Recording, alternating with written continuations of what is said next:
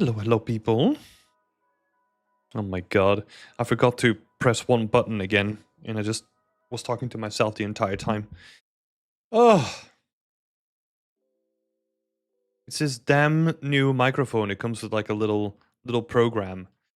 I always forget to open that little program before we start.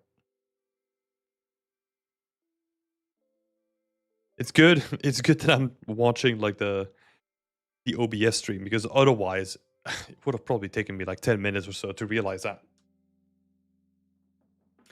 Yeah, good to see everybody here. Hope everyone is doing well. Like Daniel saying it's hammer time. It's been a while. I always feel I don't know. I know that it's like a month in between, but it always feels weird. I feel like it's longer than a month. But yeah. It feels super long. Yeah, it does. It does feel super long. Let's see. I think it's been about shut up, Raj. Coming in here, stoking a bunch of stuff. How dare you, sir?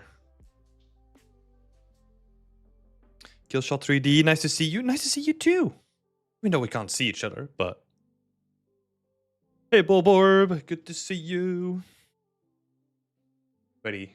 I had a little bit more sleep than I normally do just to prepare for like portfolio streams, so I'm good to go. Had a little bit of iced coffee just now. I did forget to bring my water though, so I'll have to head down in a bit. Just make sure that we're properly set up because I'm not gonna survive a whole stream without drinking water. Hello, McVal. Good to see you here. Yeah, lovely to see so many people here. It's gonna be a dry session. No, it's not, because otherwise I'm gonna be suffering for the rest of the day, or like even tomorrow still. So we're not gonna do that. We're not gonna do a dry session. Is the background still? Oh my god, it is. Oh, interesting. Okay, we're just gonna casually ignore that. But as you can see, now we have like a nice community overview in the beginning of the stream, which is something that I took a little bit of time to set up. So now whenever you post your work, like in the Discord channel, we have like a channel called Finished Projects. Whatever you post in there, I'll take a little bit of time to add it to the stream as well. So everyone's beautiful work is going to be displayed. Yeah, I like it. It's like a nice little stream of the community. It's awesome. Sarah Finale saying, hey, Helena and Russell Fan Club here too. That's awesome. Got some people rooting for other people. Always awesome to see. Yeah. I'm expecting at some point we'll have so many finished projects that we'll just have to like keep the intro running for a little bit to get through the whole thing, but we'll figure that out as we go along. But yeah, good to see you all here. We're back this month for a couple of portfolio reviews. We're gonna try and get through 4 different portfolios today. One thing that I need to keep in mind, and please remind me if I forget to do so, I need to actually look into the Discord channel and make sure that I have the context of the portfolio, because that's something that we oftentimes forget. So if I'm just like diving into it and I'm just like, I don't know, a bit too chaotic, feel free to remind me in the chat to like read Discord and actually get some context of what we're reading, right? So without further ado, before we get started, let me go down and grab a quick drink. So I'll be right back. Otherwise, I'm not going to survive this.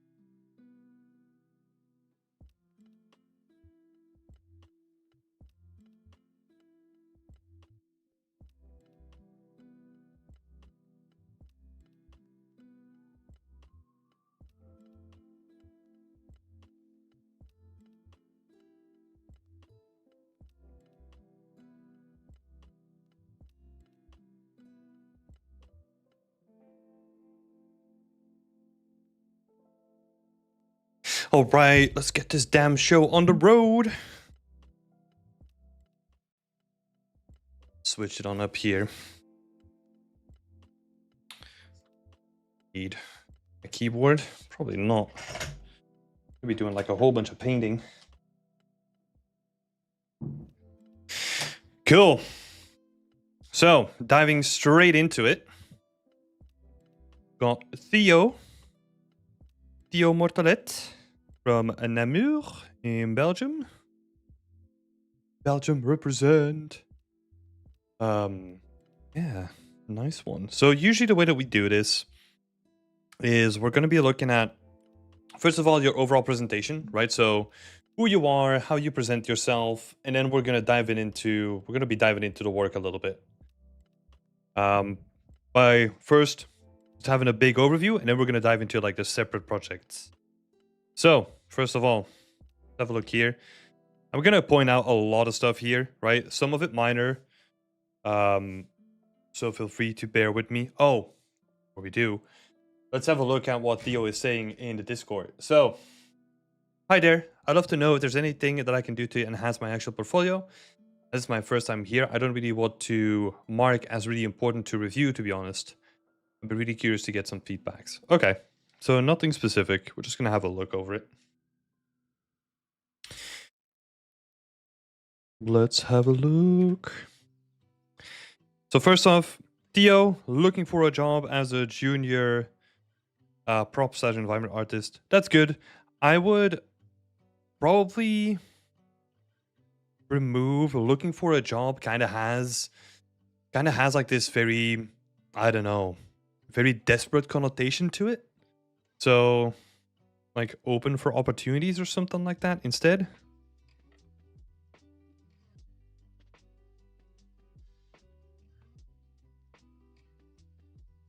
Maybe something like that instead. Something that, because looking for a job is just, that's like very blatant. It doesn't have like a nice ring to it, right? Open for opportunities or available for opportunities. Something like that has like a nicer ring to it. That would be interesting to just replace. Let's have a look. Maybe what to improve to get my first job. Okay, so we're focusing on like getting a first job. So I graduated at the school in Namur. My last year work group and I have been nominated as the best student game category in Belgium Game Awards with our game Bereaved. Okay. Interesting. Okay. What I was looking for immediately is because you call this out here, right? So you're saying like, hey, I worked on this like awarded game called Bereaved, right? That's cool.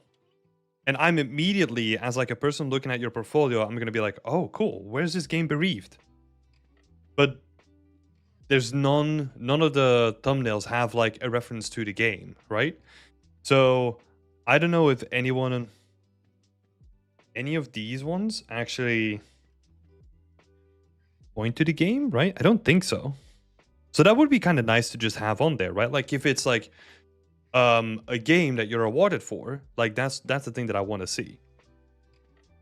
And that could be good to just add to your portfolio. I've worked during 3 months for an internship for eSolo. Okay. Not too sure what that is, but that's fine. Cool. So we got like a pretty sweet introduction here. You can probably like shorten this up like a lot by just saying like my last year work group and I have been nominated. You could almost say like I've worked on a game that has been nominated as the best student game in the Belgian Game Awards with our game Bereaved, right? Something like that could be, just shortening that down could be a thing to do here. Just, you want to give people like the information that they need without too much fluff attached to it, right? It's 1 year old, so it's basically not representative of the quality of what I do now. That honestly doesn't matter. It has a different connotation to it. So, like a game project gives you is relevant for like us in the industry to look at, as in like, hey, this person worked together, what were the responsibilities and how did they do those responsibilities, right? It's almost that the quality or the art style doesn't really have too much to do with it unless you were like specifically focused on that, right? So for example, if let's say if you were the art director on a project and the art style is yours, like, yeah, the focus is going to be a little bit at that, but also it shows that you can work in a team and you have that group experience, right? Whereas compared to someone else that makes like a lot of really cool stuff for their portfolio, but they're missing that like team aspect, that is a big gap that they have, right? That's also the reason why we tend to organize these team challenges for ourselves as well, because we know that that is like a big thing that companies look for. And we see a lot of success of people coming out of those team challenges and then getting hired because of them too. So it's not, you don't want to like put your skill set necessarily into like one bracket where it's only focused on like the art. A game project diversifies your skills and shows that you can do that you can collaborate with other people as well, right? So it would still be good to show that off. Let's have a look. Hi mom, I'm on TV. So I can post something about Bereaved even now? Yeah, I think you should. And just add like the Bereaved name on the thumbnail, right? And just have that in there somehow. I want to send my portfolio, but I have no idea where to send. It's literally on the Discord channel. If you have access to it, there's a channel called Portfolio Reviews. That's it. Hi, Tobias. And if you're not in the community, but I know you are, there should be a link down in the description below. But yeah, let's have a look here. So, what am I seeing? We got some 2D work here. Oh, it's not 2D though. That's cool. I thought it was 2D. Cool. Nice little breakdowns here. That's great to see.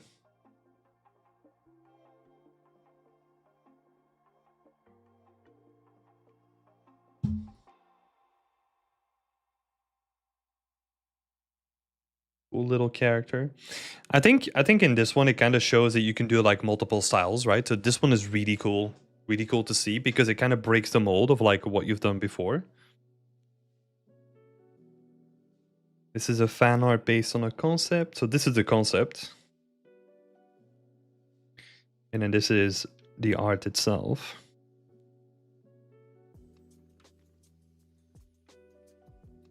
Okay, we're not gonna talk too much. Like these are more focused on like portfolios, right? So we're not gonna dive into like the art itself too much. I'm just trying to get like an overview of what the portfolio is like at this point. Fan art made, learned a lot in Substance Designer by creating simple stylized textures. It would be very interesting to create a watercolor vibe. Okay. The watercolor vibe doesn't really like come through in like most of it. You kind of have like a lot of different themes going on, right? Like the watercolor, I get that you have like the splotches on the wall, but then the bricks, they kind of just feel like it doesn't really serve them as well as it could do. Same for some of the other elements as well. For example, like the targets or like the barricades, they don't really necessarily feel as like a watercolor, right? So there is some like consistency stuff here that if you wanted to go for that vibe, that seems to be missing.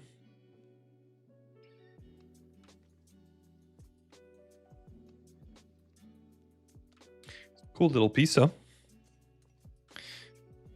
Creating simple stylized textures. I was very interested to create a watercolor vibe. Yeah. Cool.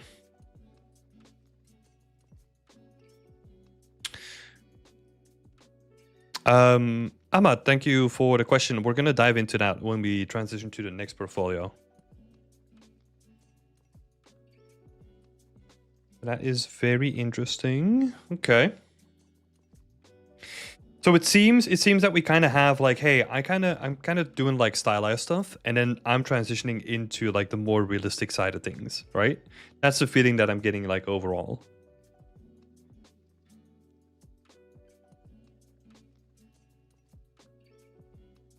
My latest environment, fully homemade. During the process, I learned a few things about compositing, level design, and lighting. I tried to make the scene during less than a month. Improve my time management skills. Okay, so this gets into the territory of like, I would not necessarily mention that you did it in less than a month. Sorry that like the chat is partially covering it all up, but where you mentioned that I made this scene during less than a month, that I don't ever agree that that is like a good thing to put on your portfolio, because when I'm thinking about that, like you immediately give me the opportunity to then like shoot you down for not being able to spend like more than that time to make it actually better than it currently is. You see what I'm saying? Like whenever you say like, oh, I just made this in less than a month, it opens the door for like a bunch of critique that has to do with not taking the extra time to then polish it up. Right? So be careful with that wording, because that might shoot you in the foot when it comes to actually what you're trying to portray, right?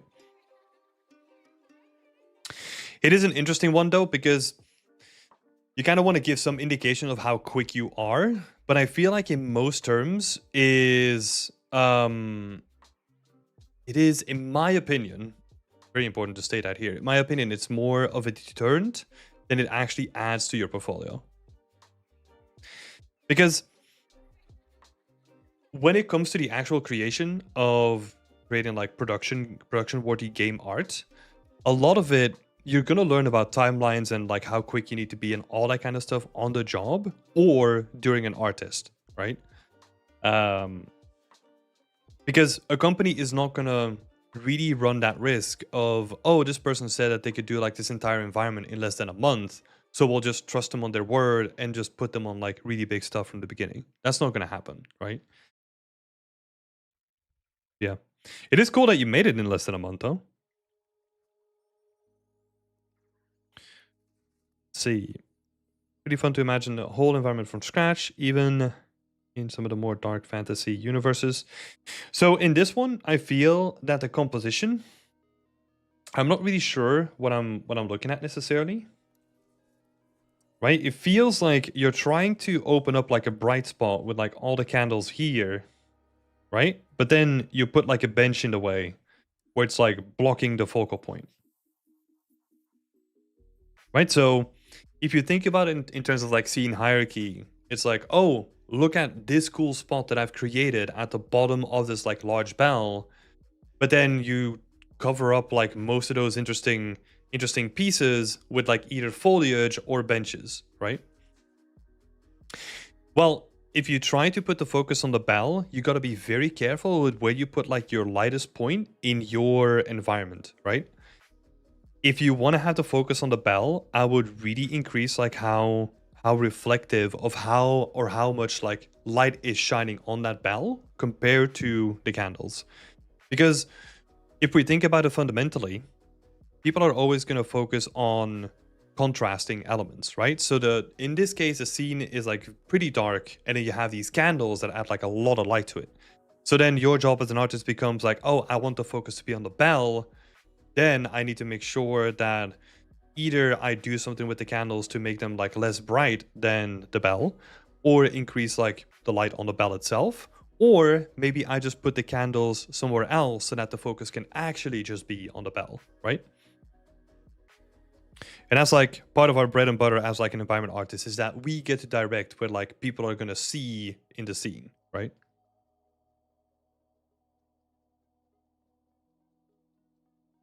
Let's have a look. Because yeah, you have a lot of really cool stuff over here. And it is like a really nice shot. But yeah, a lot of it can be defined better. Right? There is like a really cool opportunity here with like all the stained glass to make that like the the spot where like a lot of light comes in, and then like the bell gets like nicely silhouetted, right? What you could potentially even do, and this I know that this is like a finished thing, is like make the windows even bigger so that you get the nice silhouette of the bell with like the contrasting backlight, right? I'll leave that up to you if you want to go back into the scene and change that up. I'll leave that up to you. I've never been a fan of that. I like to just keep moving forward and like take that into account for the next piece, but that's up to you. So yeah, that's I think let's actually have a look at some of the other ones, right? This is based on a concept, so it's like a little bit different. But if you're trying to create like your own scenes, I don't know if this was based on like a concept. I don't think it was, right? Fully homemade, so I'm going to assume that this is your own concept. You got to figure out like the fundamentals for the scene so that we get to focus on the things that actually matter, right? See, so we got a gun here. Cool presentation here, like really cool opening shot. I honestly think that if you then look at what we're seeing here, right? So this thumbnail over here is okay. It's okay, but it's not great, right? If you then look at like the opening screenshot here, this sells the gun way better than that black and white screenshot, right? So I would honestly just like get like a different camera, have like a different aspect ratio, right? Like thumbnail size where it's just like a square, and do something like this presentation for your own portfolio.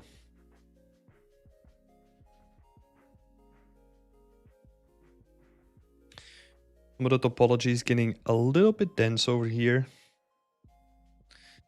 Again, one of my favorite ways to look at like if your wireframe is actually like a bit too dense in certain areas is if we look at something like this, we can easily see that like stuff over here pretty nicely optimized, right? So that's going to be okay. You can even add like a couple more edges to make sure that you don't have like these like kinks in the geometry, right? So that you get like smooth geometry. So you could even add like some more. But what really stands out is that you have sections that are almost white.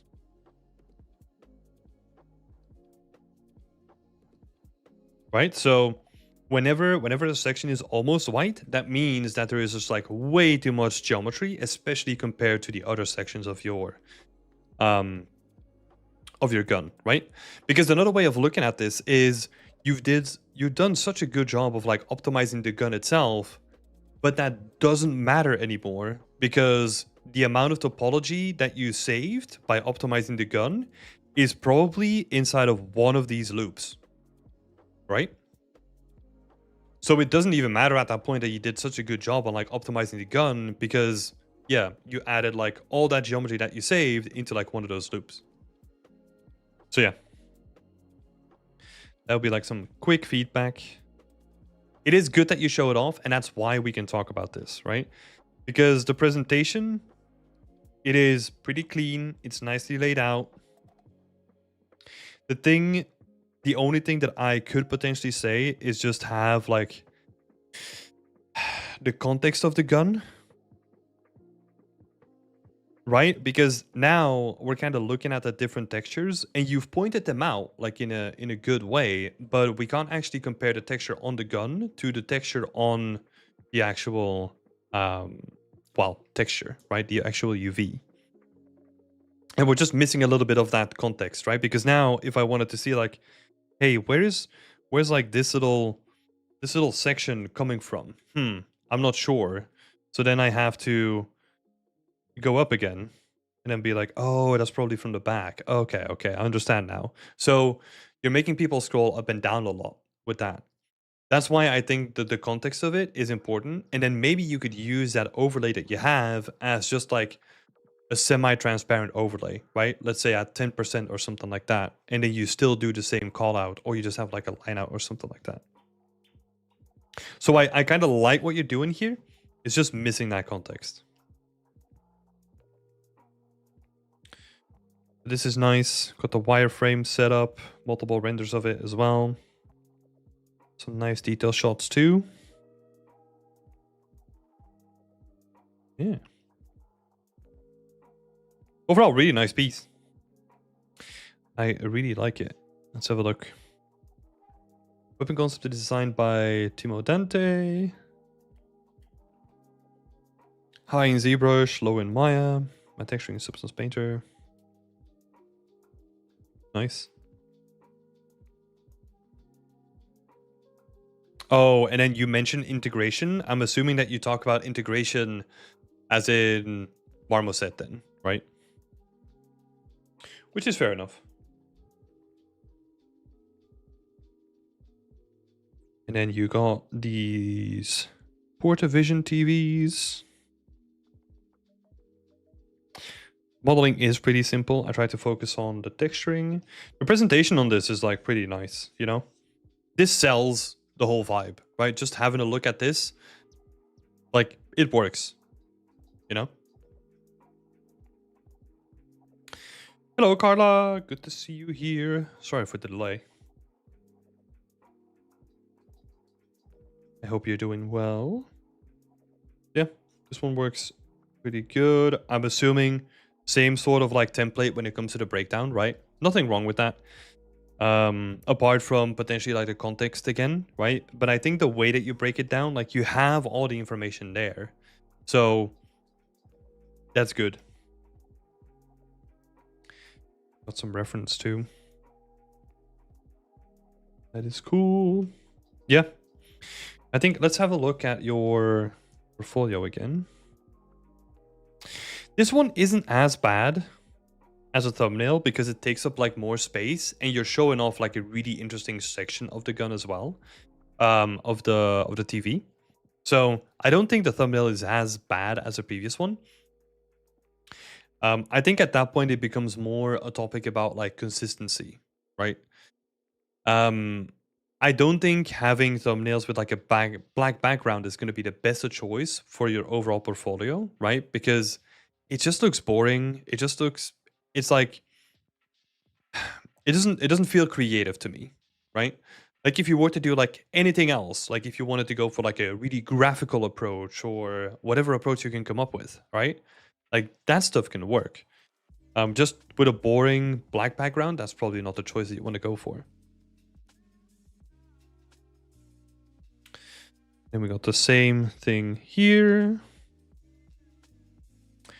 Working on a bigger asset. Pretty tough, and it's a real challenge. Yeah, this is the thing, right? So I love that you challenge yourself with this challenge. But the difficulty is that people are going to look at your portfolio and they're going to look at this and they're going to be like, oh, there's so much like nice attention to detail, like so many things that you can look at and like appreciate as like, oh, these are like some really interesting like little details that you added. And then go back to something like the Hell's Telescope. And I think the material work is just like really letting it down. Especially if we then compare it to the actual original image, right? And I think I even brought this up before, where like the original image feels like really nice and consistent in terms of tone and colors of the materials, where yours is a bit more all over the place. It's overly lit as well, and it just like kills the whole mood and the vibe of the whole thing, right? And then, in my opinion, again, like the black background is not doing it any justice, especially in this case, right? Because the way that I look at like the black background or like the stereotypical background, where it's like, I don't know, black or whatever, if it's a gradient or whatever, like it can work in cases, but in this case, it's pulling the artwork down rather than adding something to it.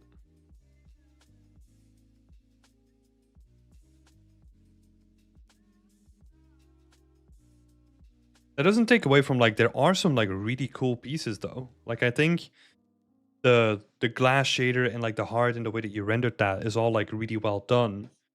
And you fixed a lot of issues that you had during the production of this too, right?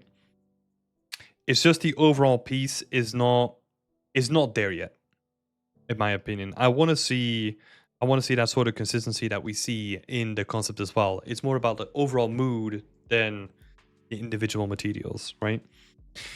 And also because you did so much cool stuff here, right? So you're saying I use a total of 2 4K textures, one with 4 2K titleable textures, and the other one with baked ones, and finally a 2K for decals. It was pretty tough and a real challenge. Because you're doing such a good job of like breaking down all the other pieces on your portfolio, I'm really missing the breakdown here, right? So I'm just like, okay, because to me, what this signals is that you were really not confident of having this on your portfolio in the current state potentially, right? Because with the other ones, you had no issue of like, hey, here's the breakdown, here's the apology, here's all the stuff that I did. But with this one, it's just more about the art and like you kind of feel more insecure about it. That's at least the way that I'm perceiving that, right? Again, because we have something to compare to here, right? Because you were really open and you were showing like really good breakdowns, texture maps, all that kind of stuff. But now we don't have that anymore. And that difference is what makes me doubt the approach and like how you did it a little bit, right? Let's have a look, because you're asking a good question. So would I not put it on my portfolio in this state? That is unfortunately not really a choice that I can make myself.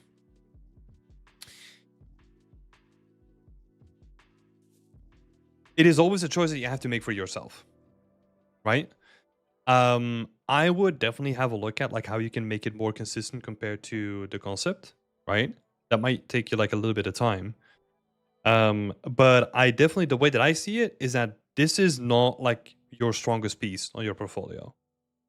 I feel like these two, like you got the TV and the gun, they're like really well executed, like typical game art props, and you're showcasing that you can do like all the game art steps as well.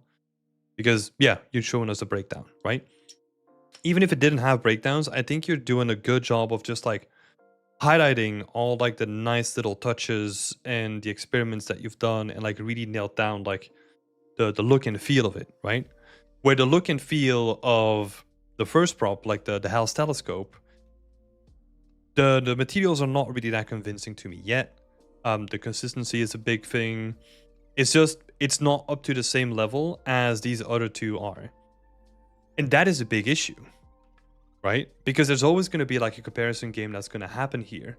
Even if you use like a different workflow, which I totally get, right? The different workflow that you used, it is going to bring like a whole bunch of issues.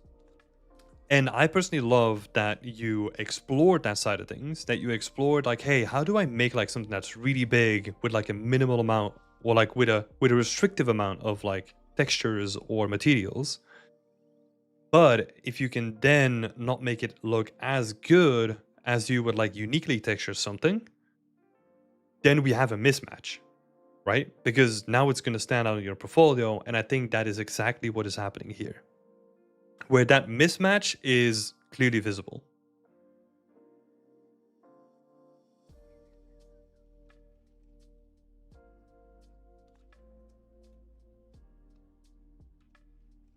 And that's a difficult one. Because yeah, it is a really, really complex prop, right? To do something that detailed and so complex with a new workflow as well, like you've really challenged yourself with that one. So I have to change it or archive it. Yeah, that's when it becomes up to you, right? Like whatever you want to do with that, have a think about it. Because honestly, the way that I see it now, and I know that I said that I can't really make that decision now, but if this one was missing, Let's see.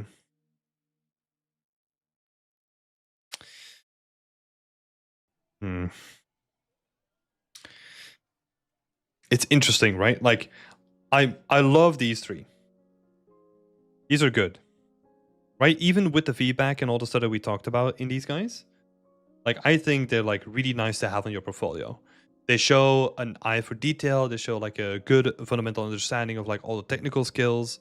All that kind of stuff is well on display. I'm trying to decipher what is going to happen with these two as well. I think with these two, I think you're more using them as a way to diversify your portfolio and showcase that you can do different styles.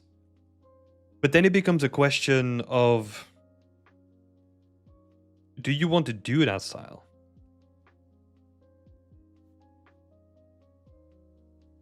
Because there's always two ways to like interpret something, right? So, do you want to do this? That's the question, right? Do you want to do that style? And the question then becomes, well, there's two ways of looking at this. The way that I said it is that you can look at it as like, oh, this person is like more versatile, right? And usually that thinking sort of applies to an outsourced studio, like an indie studio, and potentially double A studio, potentially, right? But if you want to get into AAA, like they want to hire you for like a very specific skill set. So then it makes more sense to lock yourself down and be like, hey, look, I'm gonna just focus on like realistic stuff, right? Or stylized stuff. And just really double down on that, right? Because they want you to be more niche. So that's the way that I'm looking at it. Like, I don't think you need to remove this, but it's a question that you have to ask yourself. Like, why do you want to keep it? Or should you keep it to what's the word? To incentivize people to look at your work in a certain way where they want to hire you for that work, right? Because let's say you have like a stylized studio that comes knocking at your door and they're like, hey, we really like those two pieces. We're hiring you to do stylized work, but you never really wanted you never really wanted to do stylized work in the beginning. Then what's the point, right? So that's something to think about. Something to think about. I think overall, really, really solid portfolio though. You've got like a little bit of a mix of everything, right? Where you showcase that you can do like bigger environments. You kind of have like a big one here. You got like two assets, or like, well, three assets technically. This is kind of a weird one because it's kind of like a mix between an asset and like a bigger thing, like a structure or something like that. Um and then you've got like this character which shows diversity when it comes on that spectrum as well. And then I would call this like, I don't know, like an environment or like a diorama, right? Oh god, whatever. But this is an environment too. So when it comes down to it, you've got like both sides of like, hey, I can do like really high quality props or assets, but I can also do like the environment artwork, right? If I were to let's say I wanted to hire you at this point, right? I would definitely want to hire you for the asset work. I think the environment artwork needs more work, right? Um, and to come back to that as well, if I wanted to hire you for asset work, I think again, this one is the one that kind of puts me into question a little bit. If it was only these two, I would be like, yeah, cool. You know? Knows what they're doing, looks really good. Let's continue the conversation. But that's something that can be fixed though. So yeah, let's have a little recap here. The first thing we kind of talked a lot about it is maybe it's a question of what do you want to do?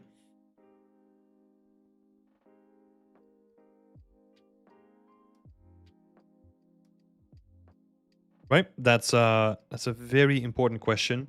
Second question here is the thumbnails. I think you can score a lot of really good points by just looking at the thumbnails again, improving them, and then also potentially making them somewhat consistent along the board. I know that that's always like, I don't know, like you can go really far into that. I don't think you need to go as crazy. I would just like remove the black background and just make them like more interesting to look at, right? Like make them stand out more. So you can definitely improve those thumbnails. And then number 3, let's have a look. What else did we discuss? Yeah.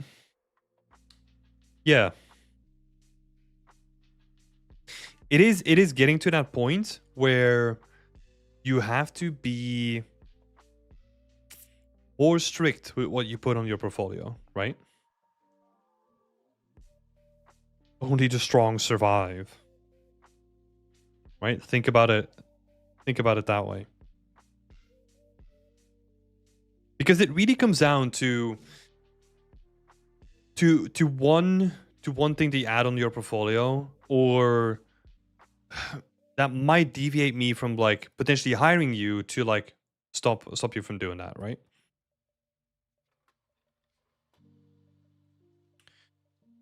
Would it be better to focus on creating new environments or new props? As there are some more environment opportunities, and that I love to do environment stuff such as props.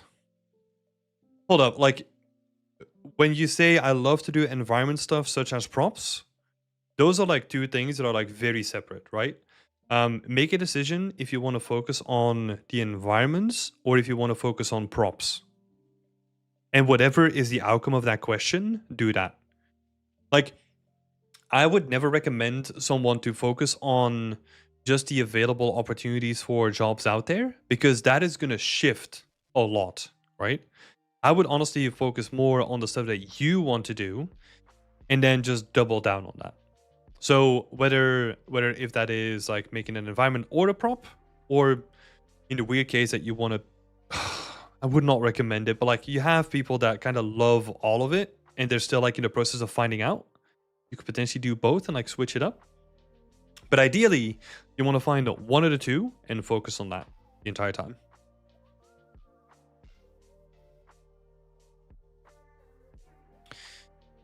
Stranger is saying people probably think that you make your own props as an environment artist, and instead of realizing you just use other people's props to make the environment. Yeah, in most cases. I mean, there are a lot of environment artists that do make their own props still, though. Like they have like a balance between the two. But from if we take like an aggregate of all the environment art jobs out there, the majority is gonna fall under what is commonly known as like a level artist instead, right? Where a level artist just takes the prompts, like Stranger is saying, they take the prompts and like all the stuff that's made by like other people, mostly outsource, and then just makes their whole environments with that, right? So that's a great point. Thanks for bringing that up, Stranger. Yeah. Hope that was helpful to you. Thank you so much for sharing your portfolio.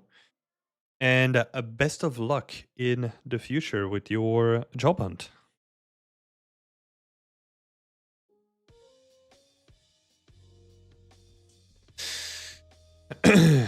Ahmad, you were asking a question before, weren't you? How can a fresh architectural engineer graduate get into the gaming industry and environment art? Very simple, make environments. I know that's like a massive oversimplification, but like make environment art for games. I'm assuming that you have like a solid background. Yeah, so you have like a solid background in architecture, modeling, and rendering in architectural softwares. So that just means that you need to move from like an architectural software and just move to a game engine instead. So instead of presenting everything in an architectural software, you're just doing it in Unreal now. And then yeah, make stuff that is interesting, right? Like a quick way of doing it is looking at concept art that you like on ArtStation, for example, and then just working away at that. There's going to be a whole bunch of workflows and things that you have to learn along the way, but starting small from a concept and working your way up is the best way of doing it. Because if you're now trying to learn Blender and trying to create like environment arts and scenes, and you haven't finished your first scene yet, like your first scene is not what you wanted to do for like your first project. You want to start with like a single prop and really figure out like the workflow on how to create something. And the workflow that you need to be looking at for a singular asset is the high to low poly workflow, because that is going to teach you like all the fundamentals of what you need to know for creating game art assets. So start there and then just build your way up from that point, because that's going to be the foundation of it.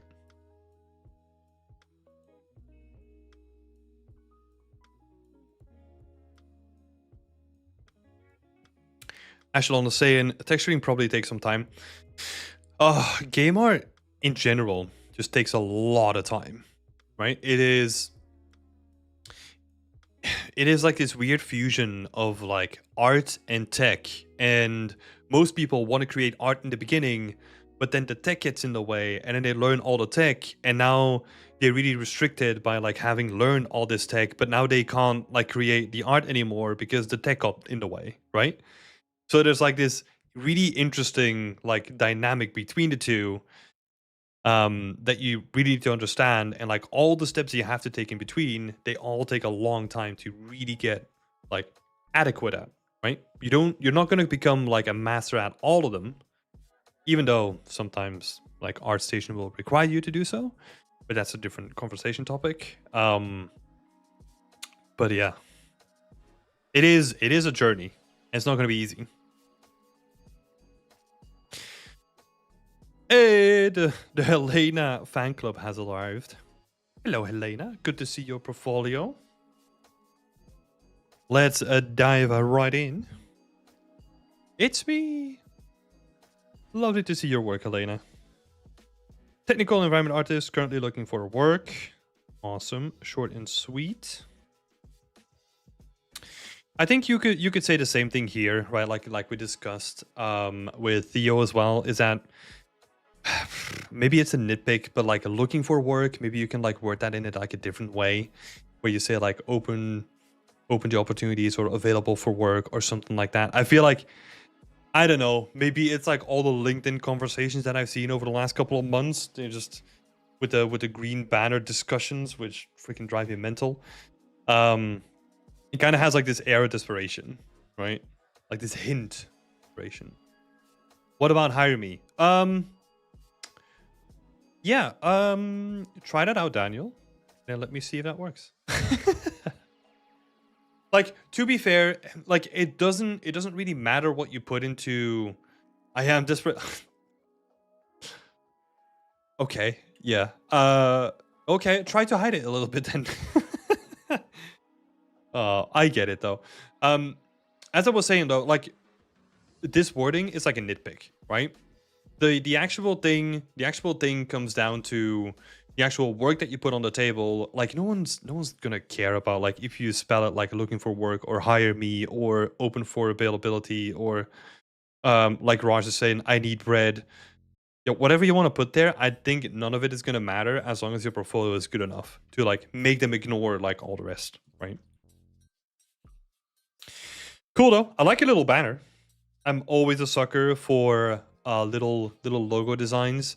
I do not recommend a lot of people to do this because, yeah, the outcome of that is all over the spectrum. But I like this one. Nice and simple, clean. I like it. Same for the presentation as well. A really nice presentation. You know, you got the consistency going in the color palette. When it's not really necessary in the color palette, right? Because that might become too restrictive. But also just like in the thumbnail and like the type that is used, the font that is used. So really good first impression. Really nice. Sorry, let's have a look here. I almost skipped over it. So Helena is saying, I'm currently preparing my portfolio for applying to a junior technical environment art role. I'm mostly targeting indie studios and I would love some feedback on my current artwork. I would love to know if there's an obvious lack of showcasing some skills, and if there's a set of skills I'm not presenting well enough, I should target future portfolio projects towards. Some guidance to whether you deem me ready to start applying, or if I need to practice some more and showcase some more, that would be nice too. Don't be afraid to be very honest. I'd rather know if my quality isn't there, if that makes sense. That makes sense. I would also love to know what you think I could create for my next project. I've been thinking about more hard surface with tile kits since I don't have that much in my portfolio. I'd love to know what you think. Okay. Hello, Arda. How can I send my portfolio? I think the link is down in the description if you want to check that out. But we are working through like a back catalog at the moment, so it might take a couple months. I'm not even underestimating it now. Might take a while. But yeah, thanks, Elena. Thanks for posting that.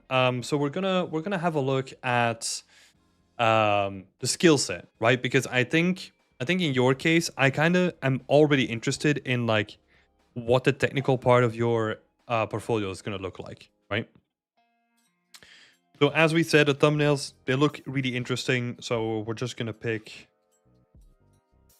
Let's start at the back. Let's have a look.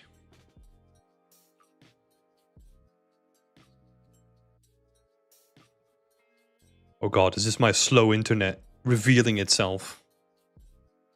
Even though it's not supposed to be slow.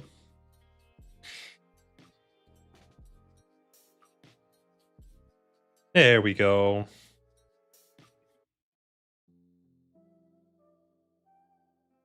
Nice.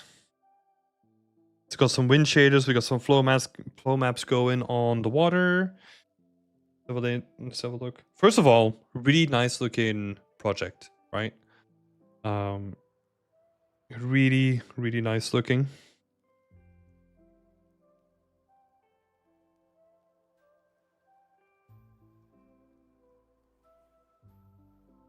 Let's have a look.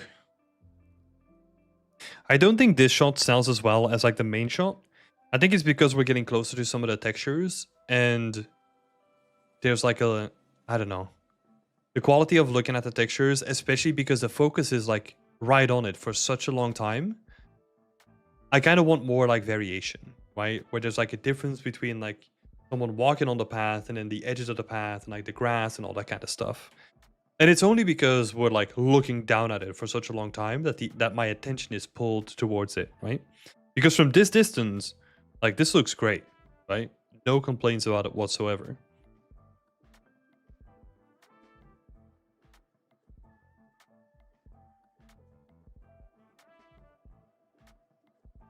Okay.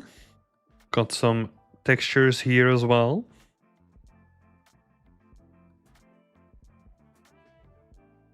This is the thing, right? Would you cut that one in this case? Yeah, I would say so. I think in the end we're gonna look at this entire piece or this entire artwork, and then we're gonna decide what we're gonna cut because I have the feeling already that it might be a lot that we're gonna look into. Because we really want to optimize like the viewer's time, right? And especially if the viewer is like a potential recruiter, right? We kind of want to optimize their time so that they get like all the juicy stuff and like all the breakdowns, and then they can go to like the next thing, right? We don't want to give them like any opportunity to linger on like the things that are like not as great to showcase. But we'll have a look at that in the end. I was saying about the titleable textures. This is a case where this is really serviceable for something that looks like good at a distance, but I feel like once you start looking at it up close, like it's pretty basic, right? Especially like some of the sand. Again, it is serviceable from a distance, but once you get closer to it, it's kind of missing that yeah, that even though it's stylized, that realistic buildup of elements, right? Because just because something is stylized doesn't mean that it's not going to adhere to like certain physical rules, right? For example, if like a stone is going to be thrown into sand, like you're going to get like the sand pile up next to the stone and all that kind of stuff, right? So it makes some of the materials like pretty hard to read. For example, this guy as well, it seems like the veins are almost coming out of the stone, which is not something that I would expect necessarily. So it's one of those cases where they're serviceable for the environment, but I think in this case, a better option might be to polish one material and then show that off as like your main piece instead of showing all of it, right? So you're still showcasing that you can do the material work, right? Because that's the skill that you want to showcase with a post like this, or like with this specific image. But sometimes you have to be like, okay, I'm just gonna pick my best material, put that front and center, and then the rest of it we'll just leave to the side, right?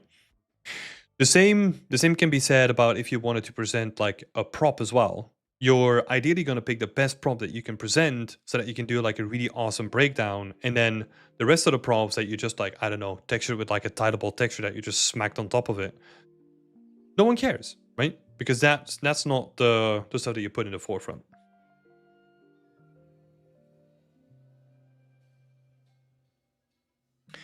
Also showing off the amount of iterations that you've done. Yes. So satisfying to look at though, all the GIFs. Nice. Pretty consistent. I feel like my GIFs are always like freaking chaos. Because I keep like redoing stuff all over the place.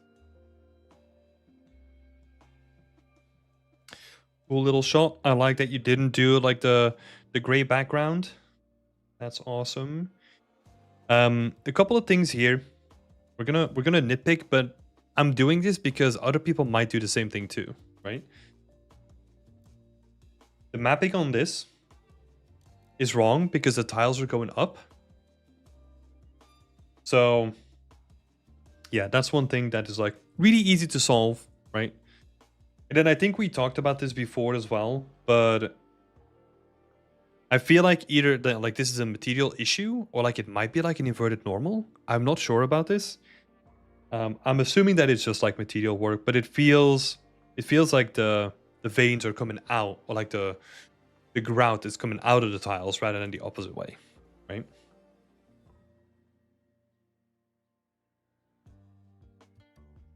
And this probably comes down to the same thing again, right? You're showcasing like this one, for example, this roof piece here. I wouldn't have known that that was wrongly mapped because it is kind of like obscured like in the environment itself, right? But now because you're doing a call out for it, like I'm noticing those things. So if you're going to do a call out, fix it up. Otherwise, hide it. I'm also getting like the impression that most of it, and this is because it's this is a bigger environment, right? Like most of the material work and like the way that you applied it to the geometry itself is like pretty simple, right? It's a box with a couple of wheels on it. It's a stereotypical barrel, stereotypical tables, all that kind of stuff. There's no modeling complexity here. But it's when everything comes together that's where the complexity comes from, right? So I'm not really saying that as in like you need to fix that. You need to fix that going back to this project, but like maybe in the next projects, like try to level up your modeling game as well. Well, we're gonna see like future projects too, right? But that would be my indication from this project that I want to see a bit more detail when it comes to the modeling of individual assets as well. Oh, detail lighting always looks so satisfying. Oh, so good.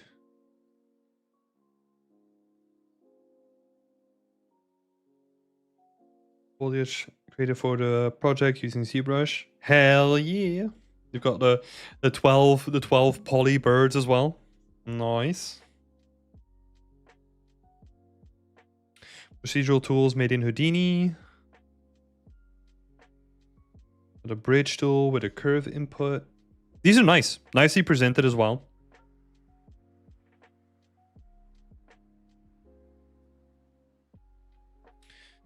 Some roots as well. Okay.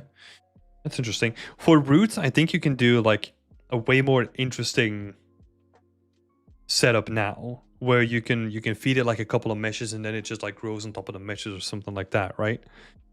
But yeah, still cool to see though. It's got like a bunting tool. That is nice. Different stones.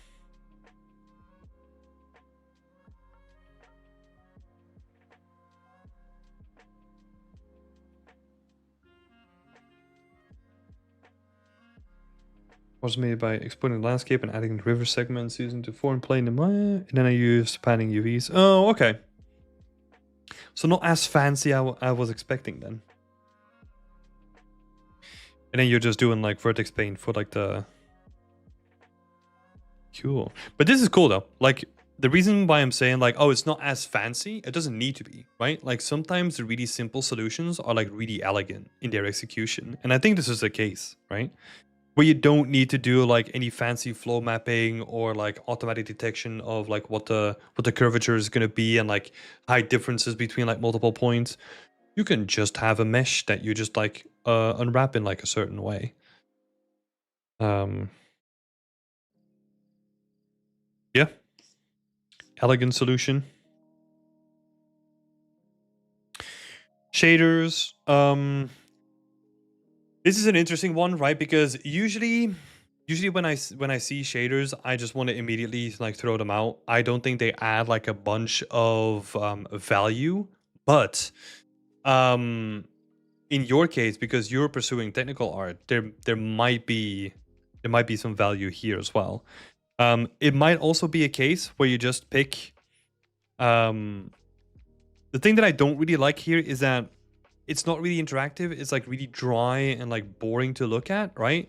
So you can make them a little bit more interactive by just showcasing like, hey, this is my material and this is like a cutout preview that you have from like your scene, and then you can kind of show it like flowing and like moving a little bit on the side or something like that, right? Cool. So we got to the end of the post. There's a lot of content in here, right? I think this becomes one of those cases where if you want to keep that content, I would honestly split it up into like 2 posts potentially. Oh, sorry, potentially. But I think actually I want to optimize like the amount of images that you're showing off, right? So let's go all the way back up. I think... Let's see, how many do we have here? So we got 1, 2, 3, 4, 5. 5 main images, right? And these are videos as well. I would honestly keep 1 video. Potentially keep the main shot as a still as well, because some people just don't want to wait for video, so that you have that as a backup. And then like, let's say 3 detail shots or something like that. No videos. I think 1 video is going to be enough for this project. Even though you did a good job of keeping them like really simple. They're not really showing anything that much different compared to like the main shot, right? They're like really nicely composed by themselves, but I think the main shot is actually the killer shot that you really want to show off, right? So what you could do is take these screenshots or like take these angles and just have them as screenshots instead. I would condense all of this stuff. So unlit, detail lighting again, all those kind of like buffer overviews that you want to do, condense them into like a single image, just to like cut out like 3 images and cut them into 1. And then some of these, I would also just have them into like 1 image, so that you have like your overview of like the things that you use to build stuff. And then you have these other things which are more like technical executions of things, right? So combine these 2.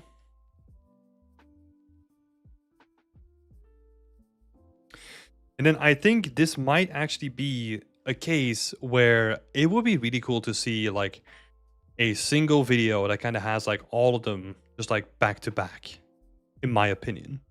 Where you can just be like, hey, at this point, because we have to think about it in a way where like at this point, the people that are going to be interested in your post are people that want to learn from it, are people that are recruiters in the industry, and they have like a technical knowledge or something like that, or are other technical artists that might be looking into hiring you as well.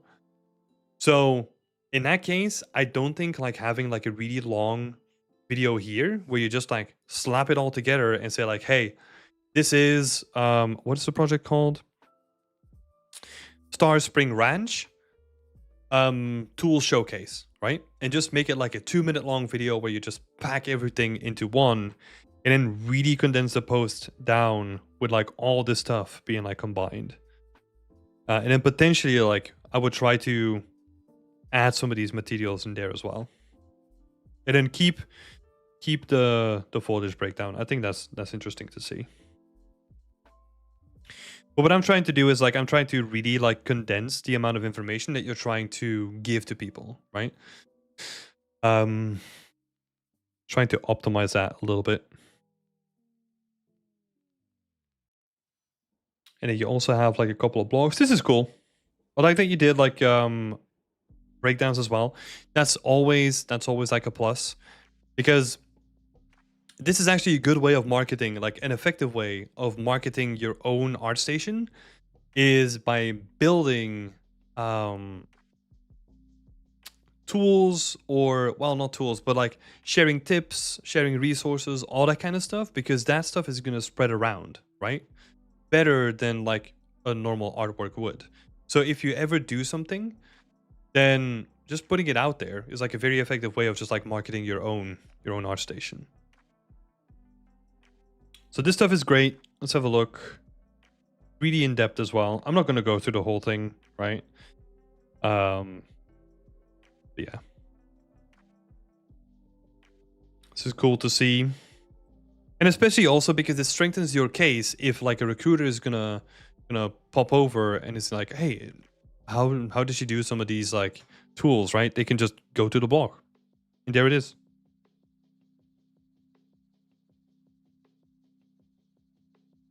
I'm actually curious. Oh my god, the spammers. I don't know how important this is, and this is gonna be like very nitty gritty, but like you might have to look into like renaming it like to a more simplified name where you just say like, hey, single layer water breakdown material or something like that, right? And then have like the Star Spring Ranch after it. The reason why I'm saying so is because that is probably the stuff that people are going to look for rather than Star Spring Ranch, right? So you kind of want to like optimize like the keywords that you have there. But that's boring stuff. I'm not going to dive into that. Cool little project though. There's a lot to go through. Yeah, very well executed, very nicely executed. Let's have a look at some of the other ones though. So that one was like packed full of technical stuff. We kind of have the same setup here, where you have like a video, image, that kind of stuff.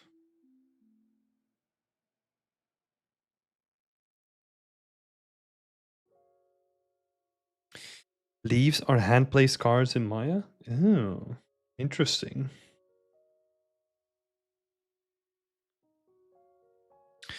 That would be interesting. Like I'm gonna bet that if you are on an interview and they're gonna pick up on this, they're gonna ask you why. Right? So that's something to just be like prepared for, where it's like, oh, you did a trunk and like the branches in like Houdini, but why did you stop at like making the cards, right?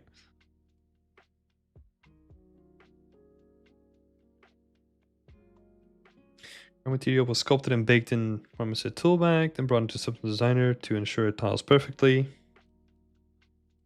It's cool.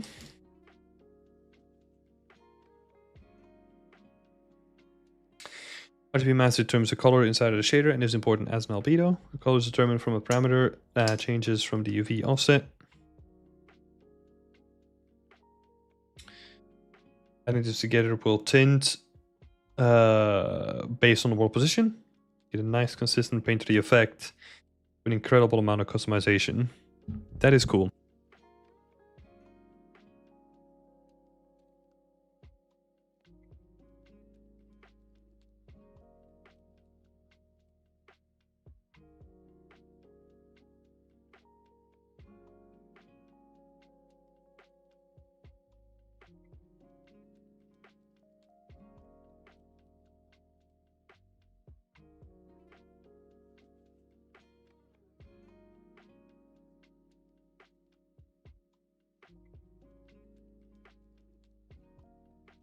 This stupid damn button.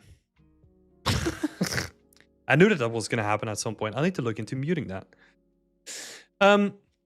What I was saying is that I would love to see these two combined, like these two images, because I want to see what is happening like on the actual foliage, like as I'm reading through the whole thing, right? So just having a combination of those two combined would be really interesting to do.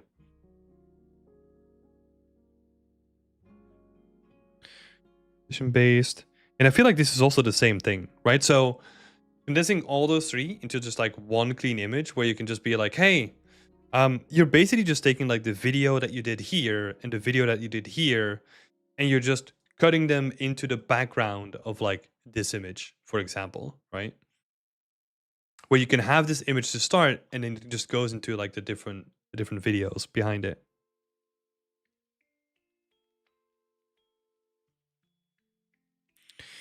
Simulation is baked down to a texture map.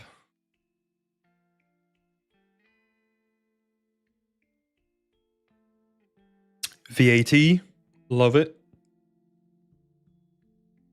The waterfall tool.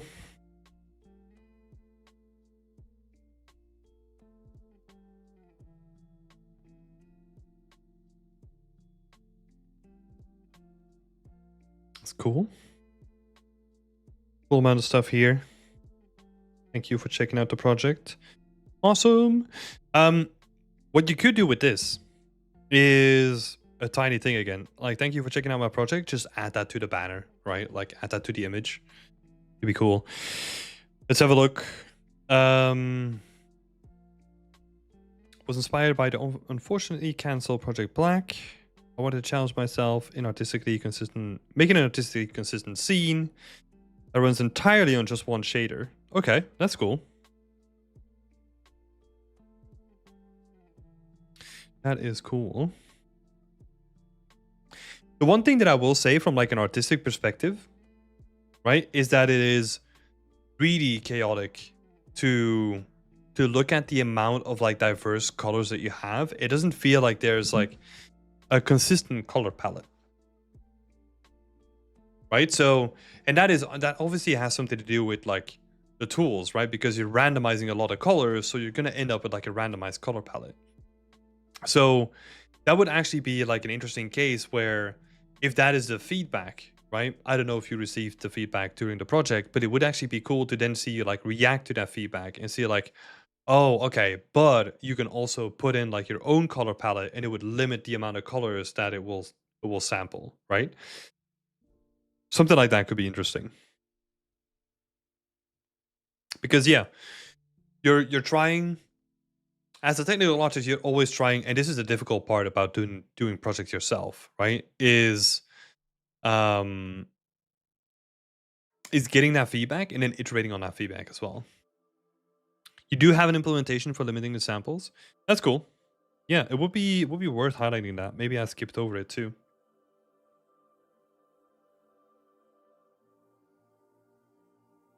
Maybe these are like individual colors.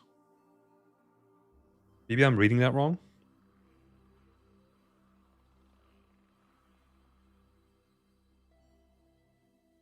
Yeah, that's cool. That's worth highlighting though. Yeah. Okay. That's cool though. Nice little project again. Oh, it's one long albedo texture. Oh, interesting. Yeah, the really long textures, like they confuse the hell out of people, right? Including me, especially when you see like crazy stuff happening where it's like, oh, this is like a 1 pixel by like 1K, or like a 1 by 256, just to get like a whole bunch of like different colors on like a long strip. This one's cool. I like the colors. I've said this before, right? Like beautiful color palette. Like really nicely filled with like a bunch of really cool stuff.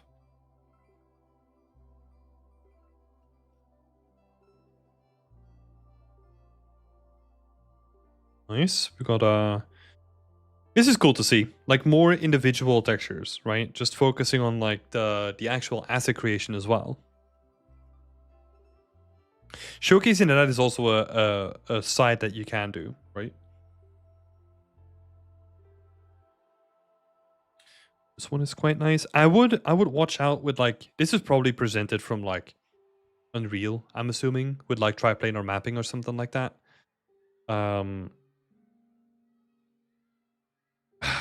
It just doesn't look good, right? It kind of looks like all weird. Even though like most people will know what that is, it just doesn't present well, in my opinion. So having that just on like a normal sphere where you have like a somewhat pinching at the top, totally fine, especially if it's just like material spheres anyway, right? If we got the plants.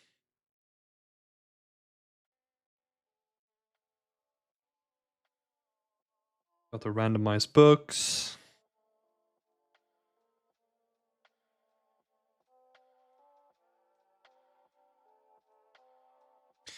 The fishies, the potions.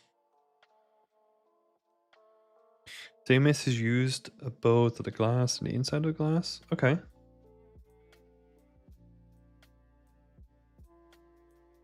In a whole bunch of materials. I know that I'm skipping through like a lot of it, right? Wireframe. Oh my god, the wireframe on this one looks crazy. Just because it's full black, immediately I'm drawn to that, you know? So that would be like an interesting thing to look at. And we got the unlit mode as well. It has like a nice graphical quality to it too.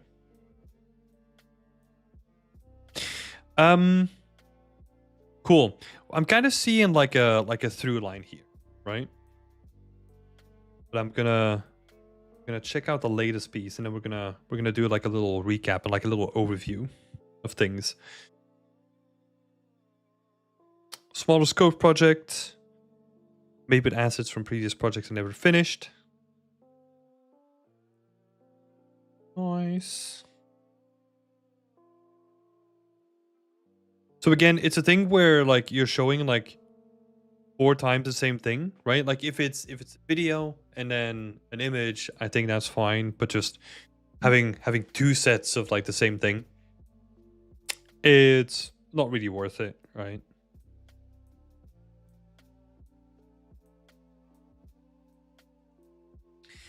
Edible materials. I think the same can be applied to here. I think this is like not as bad though, because most of them are like pretty organic, right? With like organic materials, you can get away with like the triplanar mapping and all that kind of stuff. Maybe not with this one. This just looks like chaos because it is such a like distinguishable pattern, right? That when it merges with itself, it just looks like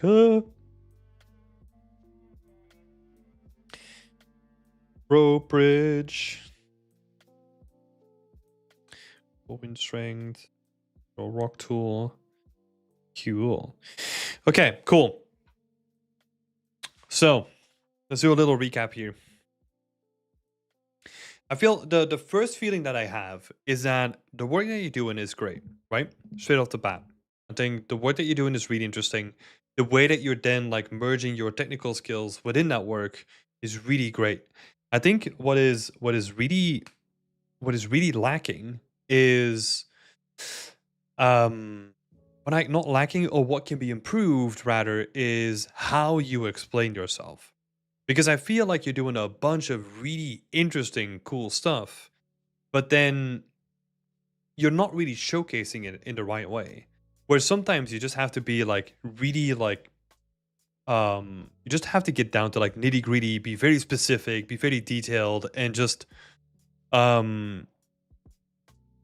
yeah, go all out with certain like explanations, right? Let me give you an example of that. There is a person that we worked with like at Ubisoft.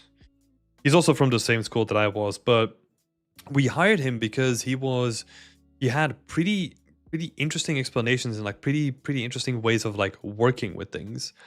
And one project that really stood out, let's see if it's still on here, is this one, for example. So he made this, right? This is like one of those like flower collectibles from like Horizon. It's been a while since I played the game. But the way that he approached it was like really, really interesting. Oh, it's not even in here. Oh, here we go. It's a breakdown. So yeah, this is like a really intense and like really in-depth breakdown, right? There's like a lot of detail and like a lot of approaches, but it's like really well represented. So what he did is he went into the game, he took a whole bunch of screenshots, and then he did photo scanning within the game basically. So he just went around like in the game around this flower, then took all those images out, those screenshots from the game, and then he put that into like reality capture. And then he like reconstructed the mesh based on that like very crude like photo scan version of it. And then he just like animated the whole thing, made it like high poly, like mid poly. But you can see that like the way that he explains it is very in depth and like very detailed. And it's like what I would expect to see from like a technical art perspective, right? So yeah, high poly's finished. I think he did like a really quick unwrap or something like that. Baked all the maps. And then he tried to mimic like all the different like things that he did. A little bit of a rig, and then he animated the whole thing, and then he has like an animation video for it as well, right? And I feel like what really stood out to us here is that, first of all, really out of the box thinking, right? Like, who the hell thinks about like going into a game, photo scanning the game to get like a really accurate presentation of what you want to then build, right? That was like, okay, pretty interesting approach. It's not time effective, and you wouldn't really do that in a production environment, but it did showcase like the out of the box thinking that you would especially depend on when it comes to like technical art, right? And then also just like setting up the whole thing, right? Like doing the rigging, doing the animation, like setting up the tools, like doing all that kind of stuff to get this to work and like actually have like a replica of the game itself. Because yeah, it's probably also not only going to be about like just making the art and the pipelines for the art. It's also going to be doing like more potentially more animation focused stuff like learning to how to rig and all that kind of stuff too, right? I'm not saying that that needs to be the focus, but it's always good to have that in the back pocket and just be like, oh yeah, I've built stuff for that as well. And then if you wanted to take it further, because I think most of the stuff that you're doing now is Houdini and blueprint focused, right? I think if you want to take it like a step further, what I would expect is that you dive into Python, right? And you make your own standalone tools with Python at a certain point. Because that's really going to elevate like your skill set from what it is now. Because we're oh yeah, you did rig the animals in the scenes. That's true. Yeah, it's again probably one of those things where you want to highlight that, right? But yeah, Python could definitely be interesting because the way that you need to look at it is that now your current pipeline or workflow is pretty restricted to blueprints, and from a lot of the stuff that you showed, right? I'm not talking about like the more complex things that you've made, but some of the more like easy things to set up where you have something that's based on a spline or something like that. A majority of people can set that up in Unreal, right? You have to distinguish yourself from people that can do that, and you have to take it like one step further as like a technical artist. So that's why I recommend picking up Python, because that's a point where you're going to lose a whole bunch of artists and they're going to be like, hey, I'm not touching anything code related. But yeah, if you want to become a technical artist, that's the way to go.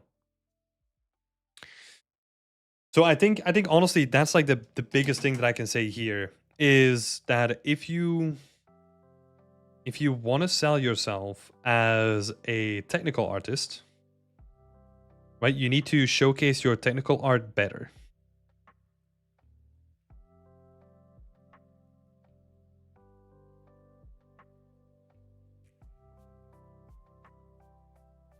How about from a more environment art perspective? I'm not super codey, so I might approach environment art more directly. What do you mean?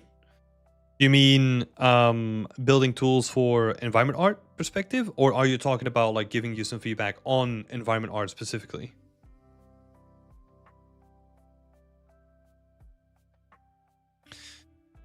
I might approach the environment more directly in terms of applications.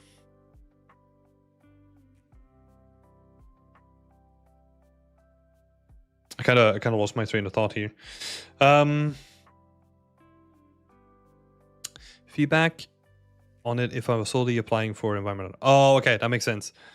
Yeah, so we'll dive into that in a bit. So technical art, I would definitely show that off way better, because the reality of the fact is that also, like, if you're doing tech art, you're already going to be distinguishing yourself from like a bunch of the other people that are trying to apply for the same position, right? If you have a solid tech background, you're going to be in like a league of your own compared to most of the other people, right? So that is going to mean that the jobs that you're going to have to apply to are going to be more niche, but that if you get to apply to those jobs, that there's going to be a higher rate of success, I think. When it comes to the actual art, I think because a lot of your time, well, I'm focusing on this one here specifically. It was a little bit all over the place when it came to the consistency of the art style, right? Because of the tools. So I think that was an impact of the tools. When it comes to the actual artistic side for most of the other stuff, I think this one is definitely like the most interesting one, just because in terms of the detail that you spend on like most of the assets, and that it's also more, it has a bigger attention to detail than most of the other environments. Because, for example, what it feels like to me, right, is that the cave and the rainforest, they're more like tech demos, right? They're meant to look pretty because you made like a bunch of really cool tools for them. Whereas these two, they actually feel more like environments, right? You got tech here, you got environment here, and you got environment here. So in terms of like the balance on your portfolio, this is pretty good, right? But that's the way that I would look at things, as like, okay, so we got 2 projects that are like more focused on the tech, and then 2 projects that one shows more about the wide scale approach, right? We're doing a full environment, so that's what the approach is on. And then this is more of like an attention to detail project, like an asset project, right? I think one of the questions that I would have is, when looking at this, there were some like things that we discussed, right? Like the mapping of like the materials and like the scale of the materials as well is something that I would question a little bit, just in terms of like textile density, right? Especially from like a person with like a technical background, is something that I would question there. And when it comes to this one, I'm actually curious to see. I mean, you do have the book as like the hero prop, I guess. But I would be curious to see how you would handle like a singular prop by itself, right? Let's actually have a look at the prop real quick.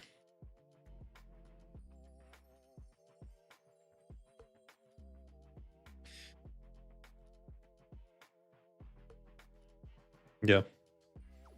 So this is pretty good. I think you can still take it like way further though, especially when it comes to the texture detail, right?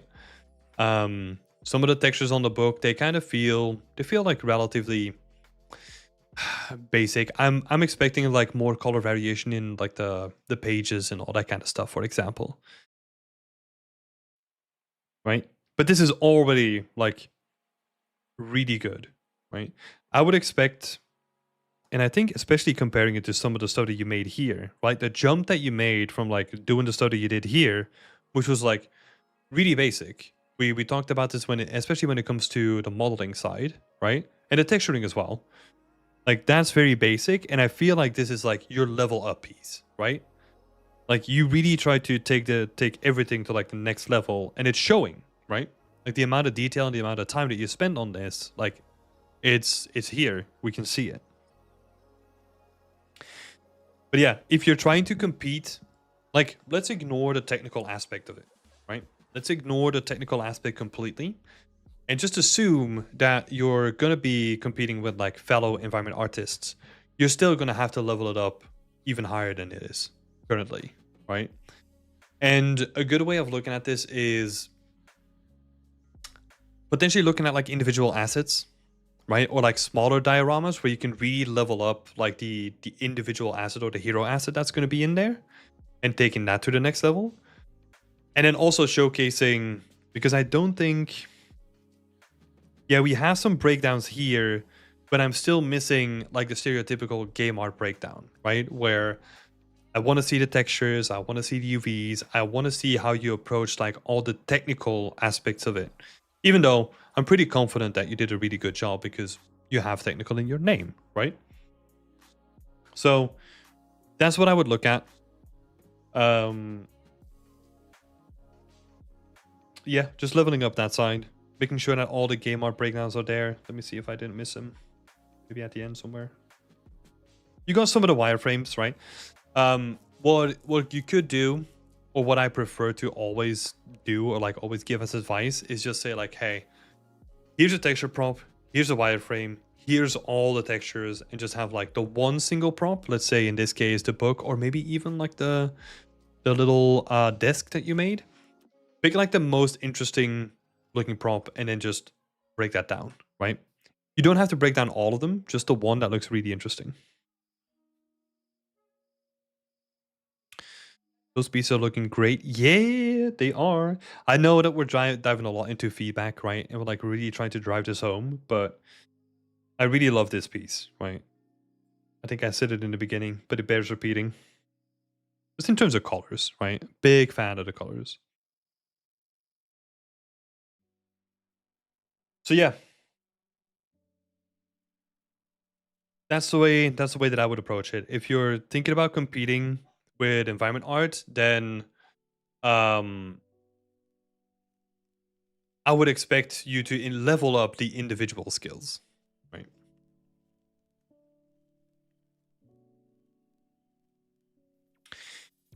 Shetan is asking, if we post a project render and the breakdown as 2 different posts on ArtStation, how is the impact on your portfolio? So you only should do that if there is a lot of content that requires you to break them up. If you, let's say, have like 10 images in total, you don't have to break it up into 2 separate pieces. If you have a ton of high quality, individually important images, then it's worth splitting them up, right? You got to be really selective with the stuff that you show off, though. Because it can be good, right? So, for example, the portfolio that we were looking at before from Bert here, he has like his normal portfolio piece, right? And then he does like the whole breakdown to the side as well, because this breakdown is like super in depth, and I wouldn't necessarily want to see that with like the art itself, right? A way to look at it is you can easily split this up into like 2 groups then, where it's like, oh, if you want to see like technical stuff, look at this. If you want to look at art, look at this, right? But yeah, thank you so much, Helena, for posting your work. Like I said before, really great stuff. I love seeing your work coming together. I think you got a really good feel. I love the colors that you've chosen as well. And just again, I'm a big sucker for like the design and like the theme and the consistency that you have going on. So definitely keep that going. What would you say in terms of where I am now, in your professional opinion? Ready for applying for a junior role, or do you think I need to work some more on individual assets first? This is a tricky question as always, right? But what I would start doing is, once you got to, let's say you got to this point, right? I would do both. I would honestly spend, let's say, I don't know, an arbitrary amount of time, let's say an hour a day, just like applying to a bunch of stuff, and spend the rest of your day just working on art, right? I think you got a full-time job, right? So, oh no, you don't have a full-time job. Duh, because you're looking for work. In that case, I would divide it up in that way, right? Where 10% of your time is spent on like actually looking and applying for jobs, and then spend the rest of your time just on like art, right? Yeah, sorry to hear that, Helena. Completely forgot. But yeah, that's the way that I would approach it. Because there is no there's a lot of people that do this thing where I'm not saying that this is you by any stretch of the imagination, right? But there's a lot of people that we have actually had to push to just start applying because they were trying to get like their next thing done because that was going to be the thing that they were going to use as applying. And then by the time that they finished it, it's like, oh, but I'm probably going to wait on the next one then, right? And then they just like moved on and moved on and moved on and they never applied. You don't want to end up in that situation. So you kind of just put like a couple of eggs in that basket and then the rest of the eggs in like the art basket, right? I definitely do that too. Yeah, it's like you can do both things, right? You can just keep applying and then whatever you're working on, you could still show that off like in private to them if you have an interview, right? So this is something that I did when, I mean, it's a different conversation, really, right? But just like in terms of like what you can do in the interview process is when I was going through the interview process with Playgrounds, they asked me what the piece of work that I was most proud of. And I was showing off the piece that I'm still working on, right? Like the medieval scene. And we just spend it like a bunch of time talking about that instead of like the stuff on my portfolio. Because I've already seen that, right? So you could do like the same kind of approach where you could have your portfolio here. And then if you're 90% of the way and you're ready to show it, you could then just show that in like the interview process. Yeah. Thanks again for posting your work, Helena. Best of luck with the job hunt. And yeah, keep us up to date. God, a giant moth just flew in. Jesus Christ.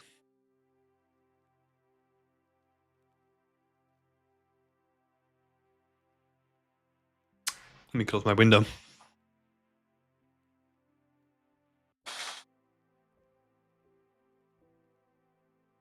Oh God, I'm gonna have to kill that thing now.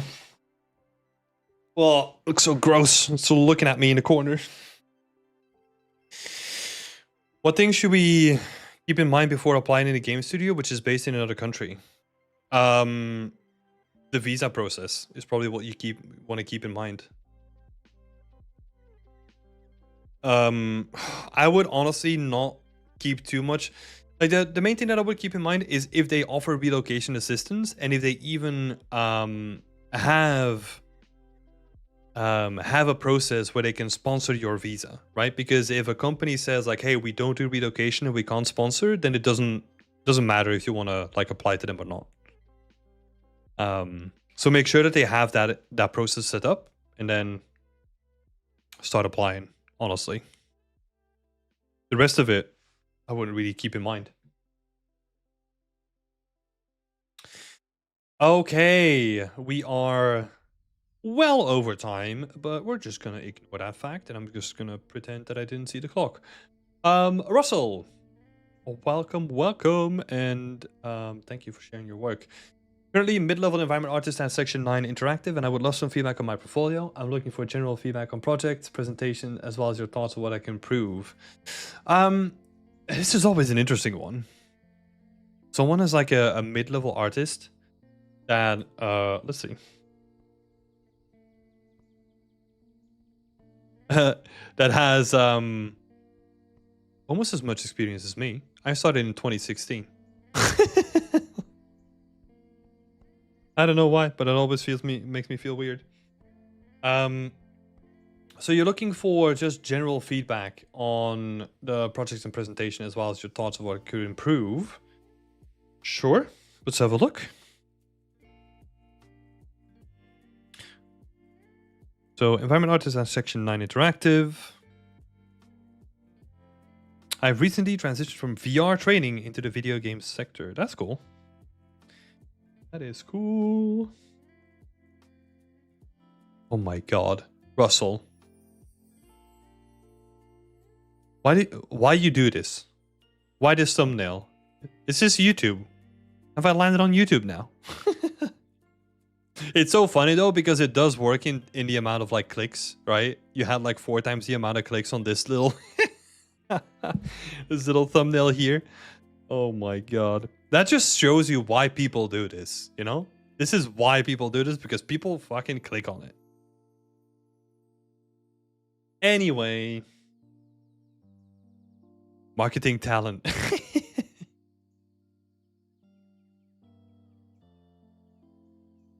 Have a look. Cool stuff. Okay. Yeah. Cool stuff on display. Like the prompts that you've made. Life raft ration. Let's start at the end. Posted 3 years ago? Okay. Let me just have a quick look. I'm curious now. Posted 2 years ago. 11 months. 10 months. 6 months. Okay. Okay. Okay, someone is partially ramping up like their portfolio, huh? Oh wait, is this one new? Or did I just get confused? Oh.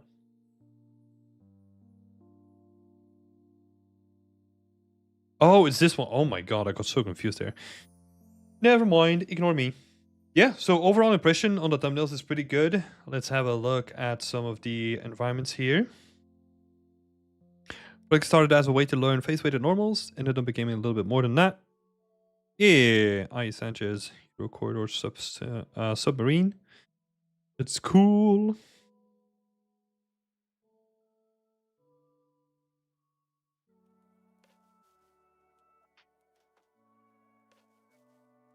Yeah. Nicely done. Nicely done. There are, again, like, I don't know if I'm super sensitive to this stuff, but what I was expecting is that there was going to be like some sort of like story going to happen here, right? Because now it is just like a really cool looking submarine, and it's like I'm kind of missing like what happened here, you know? Or like what is happening here, I guess. Because I'm assuming, yeah, something's going wrong. There's like an alarm going off, right? You got like battle stations or whatever, but we're not really seeing any indication of what that might mean, right?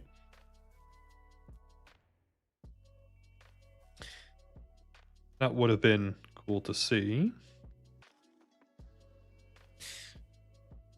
Have a look here. Sector B.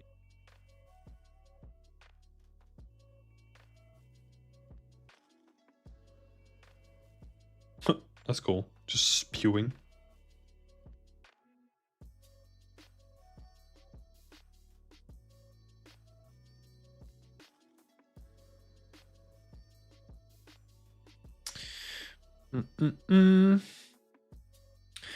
XYZ, a 1 hour workshop. Don't think I've watched this. I need to remember this. Hey, thank you for the sub, Liquid Q. Oh, I like these like tiny bends in the pipes. That's awesome. This is awesome.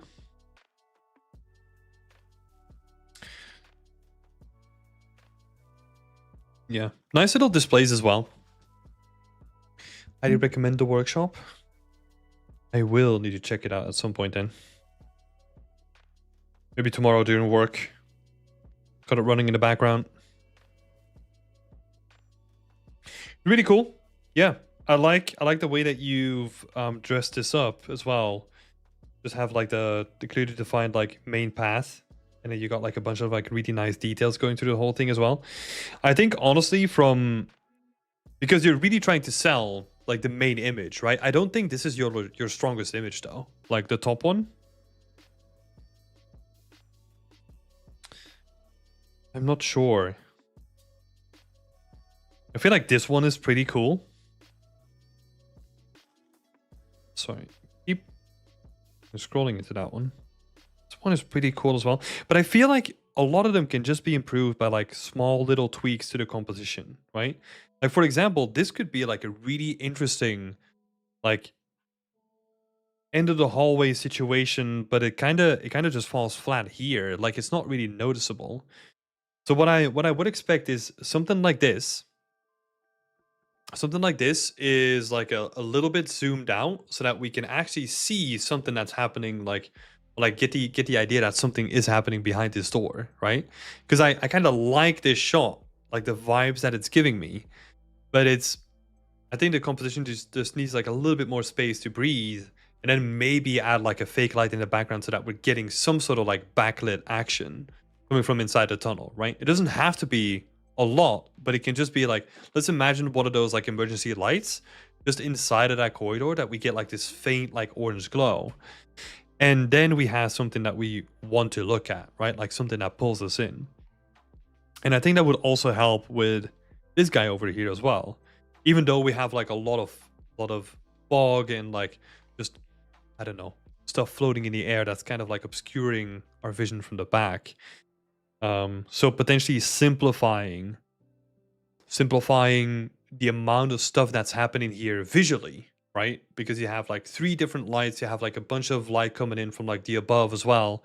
Maybe just simplifying the whole scene down to what you actually want people to look at. Because I get the feeling when looking at this, it looks great, but it doesn't really, again, it doesn't really tell me anything. It's more like a prop showcase, right?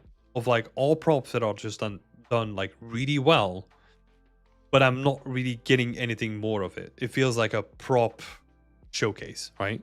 That's the best way that I can say it. And you've got like a bunch of cool stuff happening here, right? Like if you were to level up, or like play more on the idea of like foliage coming down, and then maybe this is like a smuggling tunnel for like, I don't know, a local clan that's using it to smuggle like things from like point A to point B, but then you can clearly see the different things happening in the tunnel, right? So how are they bringing stuff down into the tunnel? Maybe there's like a pulley system somewhere, and then you probably have like a little storage space here where they just have like all their boxes kind of just like stacked on top of each other, and then maybe there's like, I don't know, some janky ass trolley in the back that's just like moving things from like point A to point B. You know, something that kind of gives us an idea of like, okay, these are still the same props. They're just like reorganized in a position that they can kind of like tell a story, right? Helena is saying the panorama image in here is so cool. Let me actually have a look then. And to skip them. Can I? No, that's just zooming in, right? Yeah, there we go. That is cool though. Yeah, you get the feeling that you're like in the actual environment, right?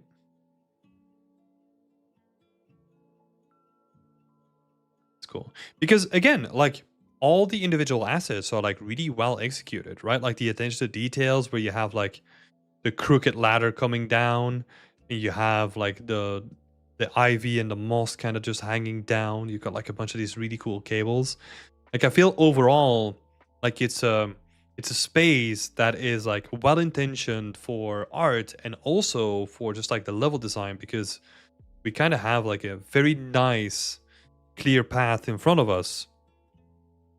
So it does serve like the space really well as like a gameplay space, right? This feels like it comes out of a game, but it also feels like one of those like pretty generic transition spaces that I don't necessarily want to see on like someone's portfolio that's trying to say something, right?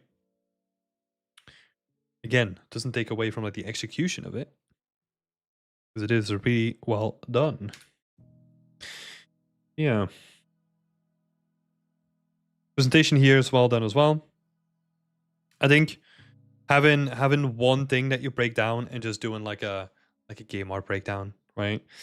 Maybe in your case it's a little bit different because you already have experience on quite a lot of projects, right? I think there were like 3 projects if I looked correctly. Two projects over here for a game. So I'm assuming there's a game that happened here in as well, but it may or may not exist. So this is when the rules kind of change a little bit, right? Because you've already done a couple of projects. So in this case, I'm kind of assuming that like, okay, they know what they're doing. Like they don't need to do like a stereotypical like game art breakdown anymore, right? So that might change a little bit here. The game got canceled and the studio closed. Ah, that sucks. Nice. Nice amount of detail.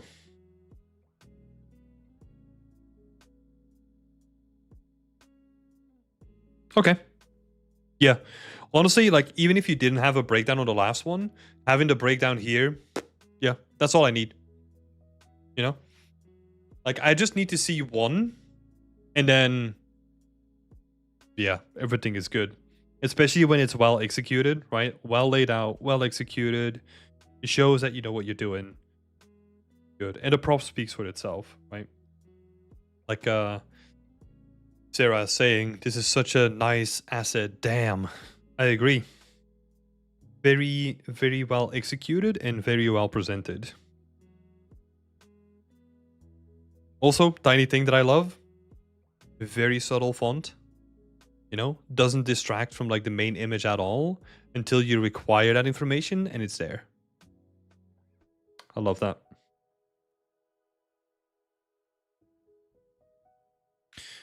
That's cool.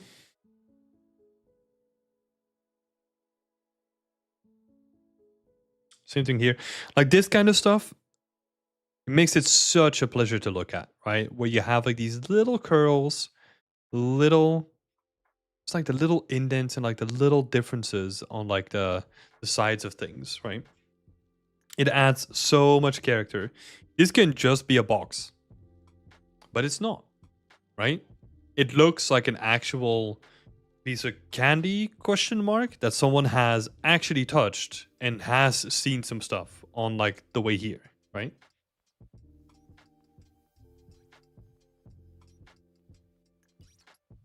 Makes it feel real. Yeah. The wireframe, nicely optimized wireframe. Some of the stuff here might look too dense for what we discussed earlier today, but like here it's justified because we're zooming into it, right?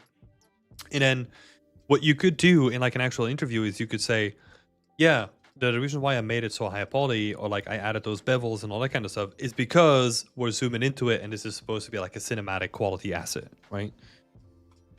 And that's it.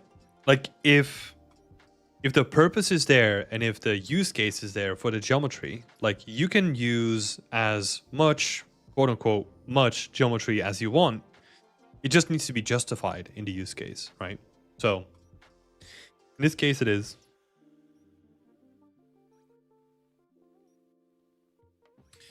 That is cool. And then a gun.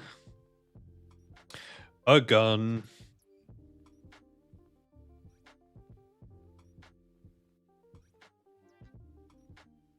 Sorry, I didn't mean that in such a downy way. It's a cool looking gun.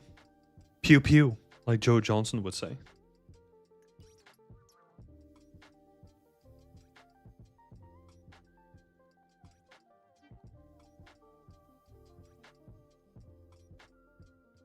Very clean, very cool presentation. This is actually cool to see. The first 2 or 3 like images from that GIF were actually really telling.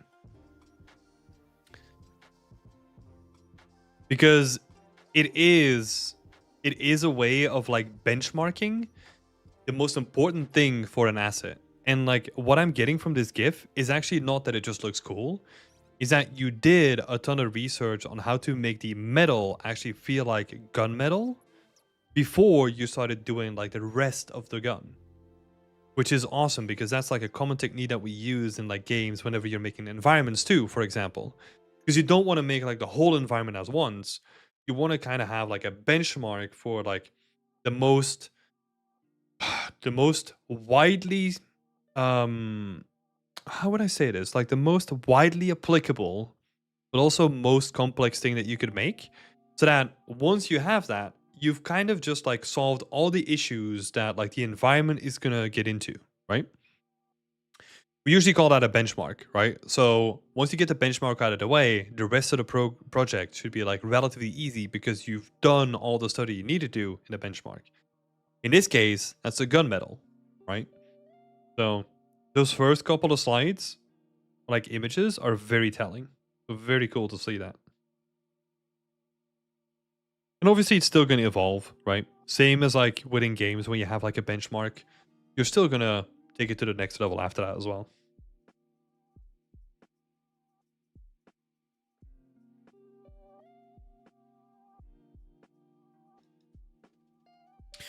Cool, Russell. Awesome work, man. Awesome work. Looking really good. Let's see, did we miss anything? I don't think so. So let's do a little recap.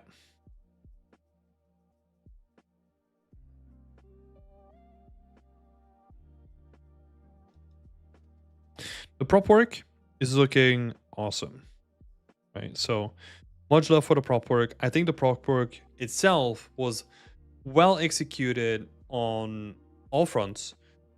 I think if there was one thing that you could potentially like improve is just the presentation of it. But the actual execution of the textures and the lighting and the modeling, all that kind of stuff is in like a really, really good place. Where's Russell saying thank you? I'm getting multiple reports of Russell saying thank you. But yeah, so that's really good. When I'm talking about like improving, oh, okay, everyone is fair enough. So what I'm talking about, like improving the presentation, right, is that I'm never, and I think a lot of people are just never a fan of like just a black background, especially when the edges of the gun. So let's say, for example, up here, right? It kind of becomes like pretty hard to distinguish the gun and the background, right? So doing just like a quick mega scans thing where you just like grab an asset or grab a titleable and then just like adjust it and just have like a little bit of like, I don't know, a table with like a little bit of a mat or like a little bit of a cover on top of it. It doesn't take too much time, but it can elevate it to like the next level, right? Plus, it's also a really good opportunity for what my second thing was going to be, and that's story, right? It's something that I'm kind of missing in your environments, but also in your prop work as well. And it kind of depends on how you wanna play that, right? But I think with a story with a gun, I'm not talking about like doing like the stereotypical like, oh, scratch it into the gun and that's like really cool, right? That's one way of doing it, and it's a valid way. But I think you can do it in a much more subtle way where you just think about like the backstory of this gun, right? You could have it as like museum prop. You could have it as like, hey, this is on a table in like a guy's hideout or whatever, right? And then have like a couple of props next to it that kind of indicate what this person is into. For example, I'll showcase my buddy Will. Shout out to Will. I think this was like this is also like an approach that you could take, right? It's a very graphical interpretation of just doing this, like very colorful, very graphic design kind of background.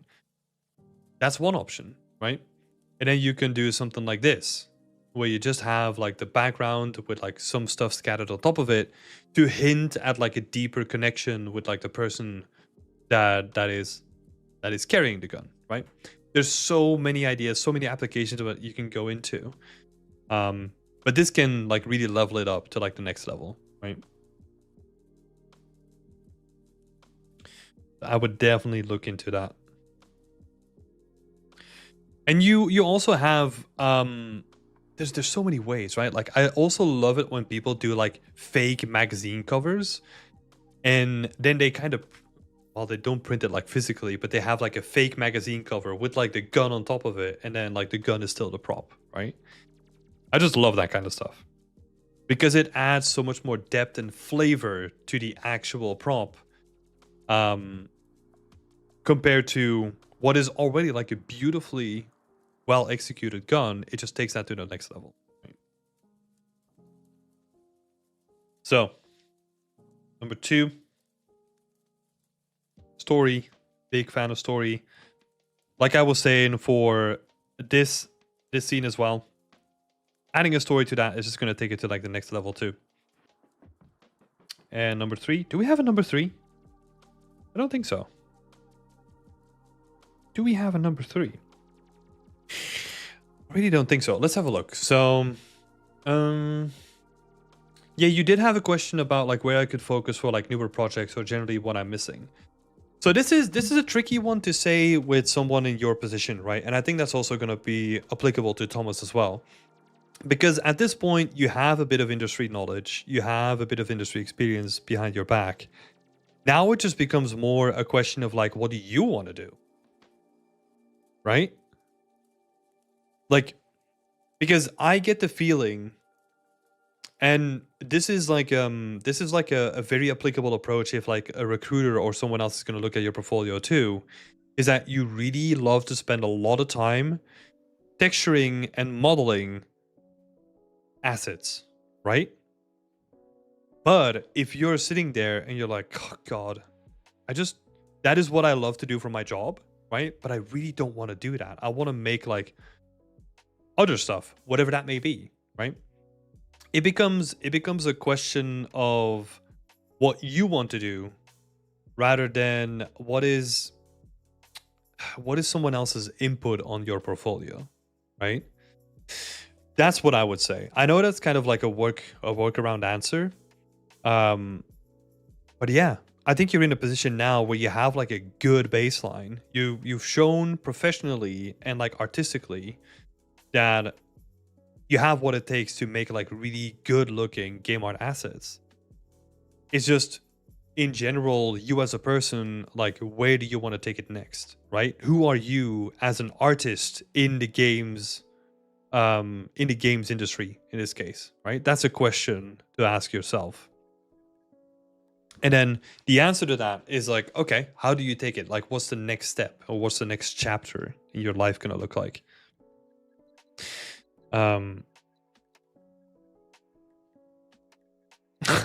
This sounds like such like an existential question. Who am I? Like as an artist, you know?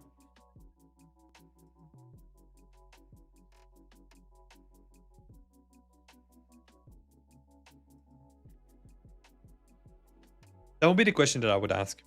Daniel is saying a sci-fi scene in space would be nice, something large and playable. Yeah, but that's the thing, right? Like, if you were to ask me, for example, to make like a really highly detailed prop that has like a bunch of cool stuff on it, I would hate that. 100% hate that. Like, I would not have fun doing that. How I would see that is, again, like what it comes down to is like, who are you as a person, right? And what do you want to achieve in quote unquote life, or what do you want to do with your art, right?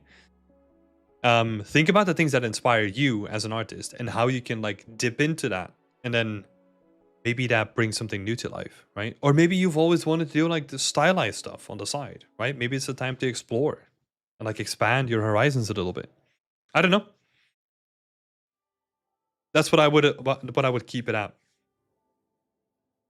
Because maybe, and I've had this myself as well, right? But maybe you're a little bit stuck in like, okay, like I've done this for games and I'm so used to doing this for games that like making things for games is all that I know. But what was probably like the most insightful project that I've done was a scene where I said like, hey, I'm not gonna bother with anything games related. I just want to make cool shit. And then I ended up doing like a scene that I kind of wanted to do for a long time. But I ended up doing like this scene over here, and I made that in like a week and a half because I only did it in Blender. And I did it in like the dirtiest way possible. I didn't really care about like any game art like optimization, and I had so much fun doing it. I probably spent like the majority of my time honestly just designing random posters. I had so much fun. So much fun doing it. So maybe that could be something for you to explore as well. Just something completely out of your wheelhouse and just go back to like exploring art for art's sake, right? Hello, Hudson. Good to see you here.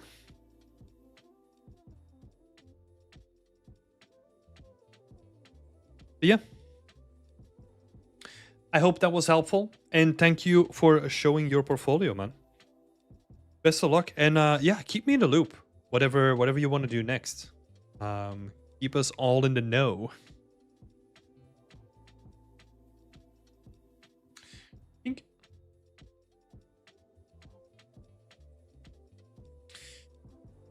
Yeah, that's a tricky one though. Like just getting to that point where it's like, okay, what do I do? Read Thomas's bio.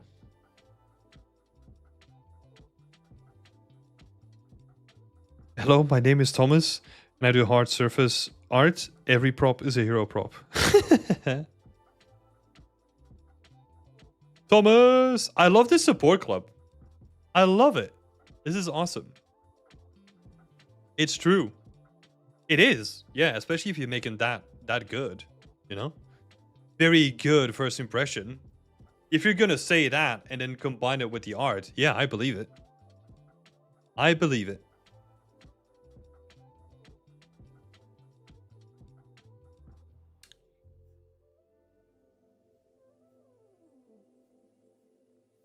Thomas is a wizard, in my humble opinion. Making shit look good. Let's see. CJ, is that you? Can we just look at your portfolio? Or is that just like a completely unrelated person that loves liminal spaces and train stations? So maybe a sci-fi station of some sort? This is me. Yeah. Yeah, sorry. I didn't explain that really well, Thomas. I know that this is you. Yeah, but thanks though. You never know, right? I might be tired. I don't know. Yeah. Nothing will beat the feeling when I did the Blender Donut for the first time. No expectations, no reference, just enjoying my work. Yeah. Yeah. And I feel like that's also what I mentioned before, right? In game art, what we do is we want to make art, right? We want to make the things in our head and we want to put that on the screen in front of us.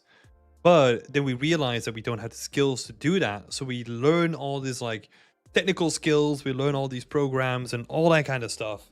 And then by the time that you can finally do the things that you wanted to do, we're like 5 years later, let's say, and then you're like, okay, but now I know that I have to do it in such a technical way that if I do it in the way that I wanted to do it in the beginning, it's not going to work. So it became less fun to me. I still enjoy it. Yeah, I think that's the valley that a lot of people go through, and that's what I recommend people that have been in the industry for a while, because we are so restricted by the stuff that we need to do for our jobs, right? Which makes sense because we're making games. They need to perform. They need to run at a certain like performance level. So that makes sense. But on a personal level, I think we still deep down like crave for that like artistic connection with our work and why we started to do things in the first place, right? Because I've always been like really blatant out there. Like I don't care about doing individual prompts. I always wanted to make environments. So if you look at my portfolio, I don't have individual props because I never fucking cared about individual props. You know, is that a recommendation that I would give other people? Not necessarily. It's also because the game industry fucking changed in like the years that I've been in it. And it's slightly different now. But I've always just stayed true to my word. And honestly, in this climate, if you were to, let's say I just graduated from uni and um we were here in this climate, like on ArtStation, I would probably still do the same thing. I would not care about doing single props. I would just like run into that wall of making like big environments and try to make them better and better until I got a job. Is that the most efficient way of getting into the industry? No, but it's my way.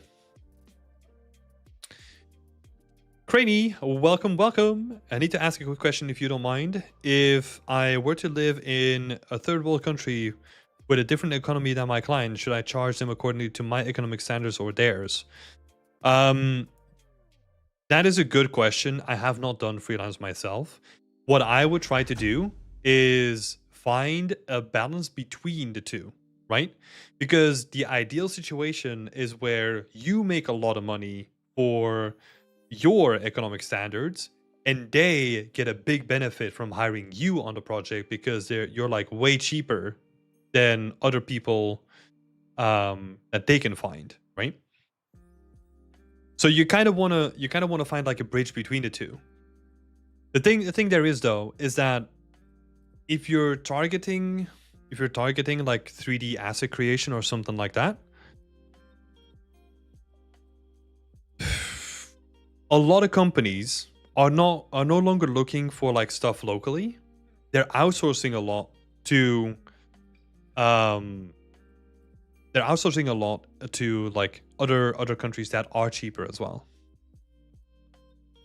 So you're gonna have to change the number a little bit. Hudson is saying I should really finish my projects. Thank you. Yeah, you should. Yeah, because otherwise, how are we ever gonna see it? My last day in Discord. Bye, guys. Thanks for everything. You will still be in Discord though. I have not removed anyone from the Discord like in a while because we're moving to the new system, so you can still stay for a while until I make up my mind on like the new system. But that will probably be like a couple more months, I think.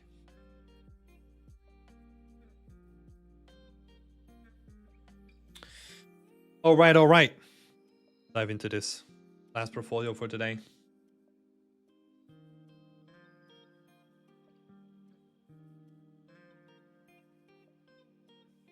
I am a sucker for Fallout, so let's have a look. Let's go! Exactly. Cool presentation style. Like making it uniquely yours by just making it like, hey, I have like all this stuff in the background, but I'm just gonna make it like grayscale, you know? Like really nice interpretation and just making it yours. I think it also works perfectly because yeah, I would assume it's megascans all around it, but just the choice of making it grayscale, it's a really good choice to make like the main thing stand out more, right? But I love that choice. That is cool. I'm curious, did you do that in other pieces as well? I guess this is grayscale.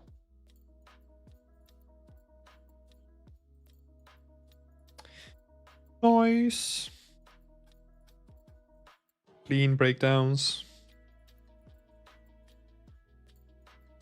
That was the only one I did for that. Yeah, I mean, there's nothing wrong with that, right?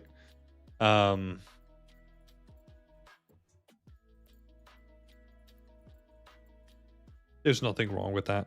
Like sometimes it's also, we talk about consistency a lot, right? In your portfolio, in your thumbnails, in your work and all that kind of stuff. But the current iteration that you, for example, see on my portfolio, right? That wasn't there for the longest time. I just did that like after the fact, just to make like everything more consistent. But it was all over the place for a long time too. This guy knows how to make textures. Hell yeah, he does.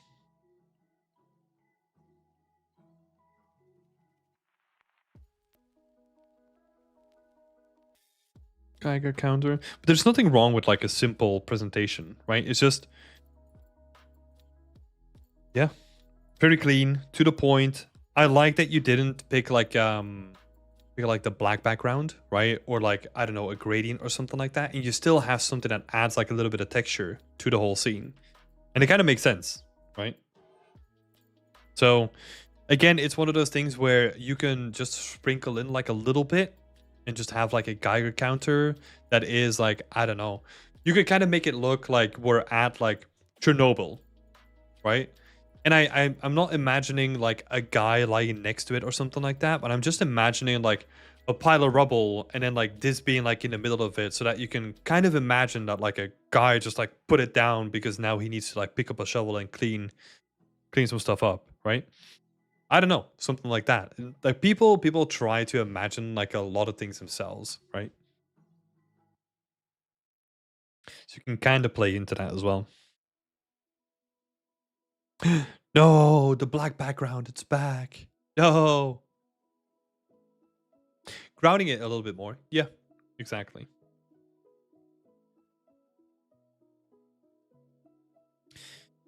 Again, like the black background, the reason why I don't particularly like it is because we have like areas like this, where I don't know where like one thing begins and like one thing ends, right? And that's the reason like it doesn't like define or separate like the asset from the background.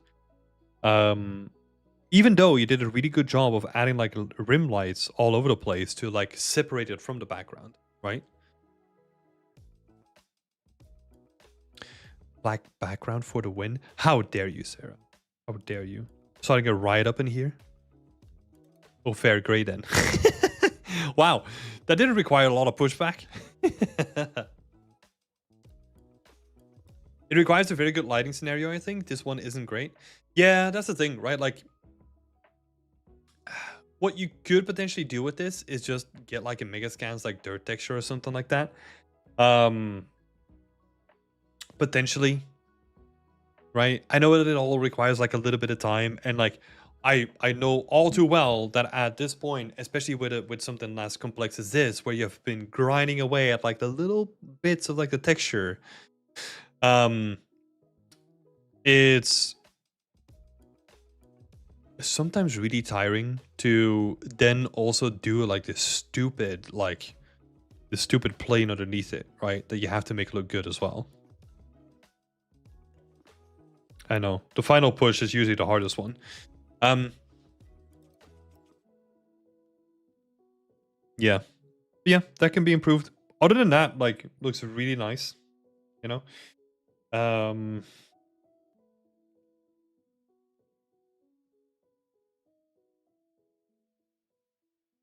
Really nice. I think what could potentially elevate this one, some of this stuff is really nice though. So you have like the cables going on here, right? It's just like really nice because you got this interplay by the cable with like something that was there before the cable, right? It's just really nice how some of that stuff like plays together. Some of the other things that you could potentially do though is wherever you have like really straight lines, try to break them up like a little bit, right? So for example, where you have like this section and then this line and then this line, maybe having like one of them just like slightly off angle so that you like just break that up a little bit and then maybe have like a little bit of like a bend in it. Very, very subtle stuff like that can help a lot in the believability of it. And just picking out like a couple of places would be more than enough. Because sometimes like stuff feels like a little bit too clean, right? Where this is like, it goes perfectly down.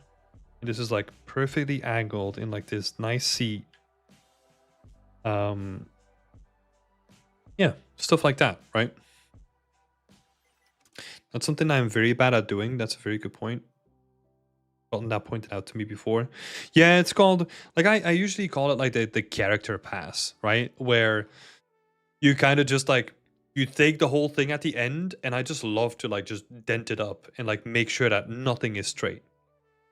But you have some like beautiful interplay with certain elements here, right? So it's just sometimes in the chaos of everything, that's the thing that some people forget.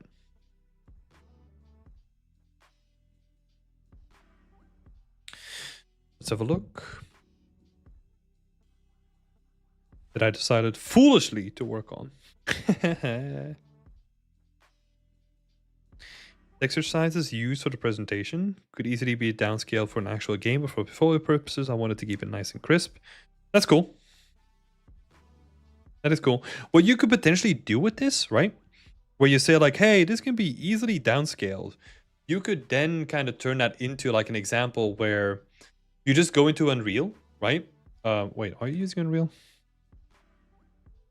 Yeah. So you're using Unreal, and then you go into your texture settings, and you just like drop down like the LOD for like the texture, so that instead of like a 4K, it's now using a 2K. Do that on all the textures, and then just do like a render where you can do like a comparison between like, hey, this is what I use on my portfolio, but this is what I would use in like an actual game setting, right? And I think it's one of those like weird little explorations that you could do. Just be like, oh, okay, yeah, he really thought about this. Okay, that's cool.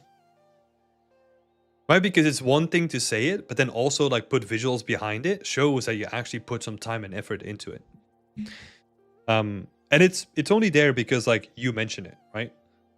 So it could be an interesting thing to potentially look into.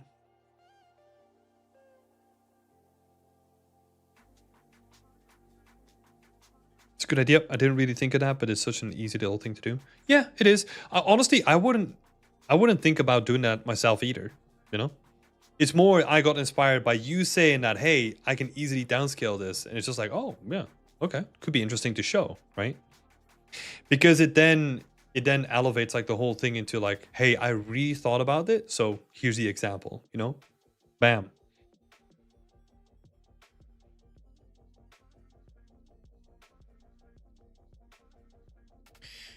Yeah, nicely executed. Somebody clean that glass before driving. I agree. Oh my god. Go to the car wash once in a while, you know?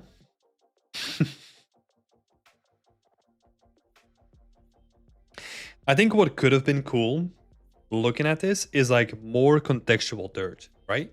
Because you have like a lot of, let's call it ambient dirt, where you have like a lot of just sand flying through stuff. But what I'm kind of imagining is that stuff would be just like fully caked under here. Not mud, but like sand, right? I mean, we're diving into like a little bit too much of an art review, but hey, here you go. And then really thinking about like, okay, the front of it is probably going to be like filled with dirt as well, right? So the same application that you did here can probably also like be applied in like greater degrees, like up here as well. And then probably just have like, I don't know, like sand caked into like the front of it as well. But yeah, some small details. I think the overall presentation, really clean. I love this kind of stuff. Just notifying like how many texture sets that you use, how many textures you use as well. The thing that I'm missing though is you have your UVs laid out, which is awesome. The thing that I'm missing is how do these colors relate to anything else, right? What I'm kind of imagining is that you were like, hey, this texture or like this color relates to this texture, but like now I don't really know what they kind of correlate to. So it would be nice to have like a texture breakdown like next to it as well. I know for something like this, which has like 8 textures, it's gonna be a little bit chaos. But yeah, something to potentially look into. What you could do is have this as like your template, and then do the thing that you just said, right? You could have like the UVs framed with a color. You could do that. And then have like a GIF that kind of flips through like, okay, this is the UV. Next frame is the base color. Next frame is the roughness, that kind of stuff, right? And then you could potentially, if you want to make it really fancy, change the car itself, where you have like the car down here with the same textures as well, right? To keep it like nice and consistent. And then you can potentially remove like all of this stuff, like giving you more space to showcase like the textures as well. But again, I like the way that you formatted this, right? It's just, Yeah, thinking about like how people are potentially going to read the information that you put in front of them.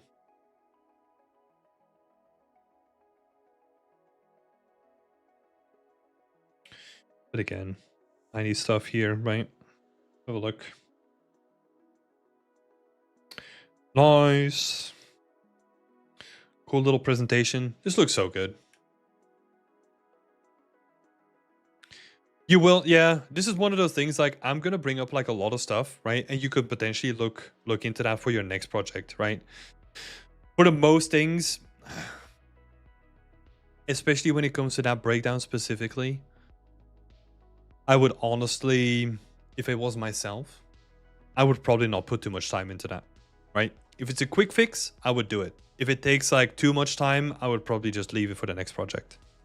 Or if you want to do like a bigger cleanup phase where you want to make like everything consistent and the best that it can be, maybe then.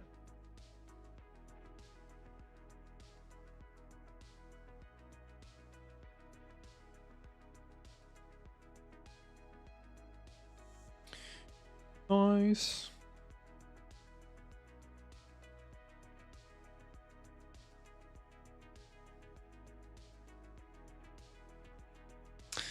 Yeah. This is what's that program called again? We mentioned it here somewhere. Yeah. Oh no, I thought it was a different one. I thought it was that new one that was like purely Boolean based. Yeah, plasticity. Yeah. That was the one that I was thinking on. Fusion. Oh my god. Doesn't matter what you use, to be honest. It's cool though. Presentation kicks ass. Nothing really to say on this one, honestly. Looks nice and clean. I am also not the person to talk to when it comes to like really in-depth, like and accurate like weapon texturing, right? You might have noticed that from like the previous streams that I've done, but contextually it looks like really nice, you know, where you see like the magazine slotted into things. Like interactions with like different objects. Roughness variation where it makes sense, right? It's looking real nice. This is a software that product engineer uses, right? I'm actually not sure. It kind of looks like it. I'm actually not sure he uses Fusion, to be honest.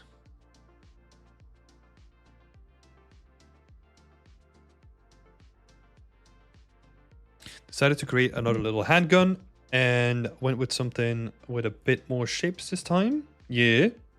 Yeah, that's cool to see. Very happy with both my improvement and the results. Hold up, let me have a little look here. Do you wanna go into weapon art, Thomas? Is that like a move that you're consciously making, or is that just like you're just having fun with stuff? I was just wondering.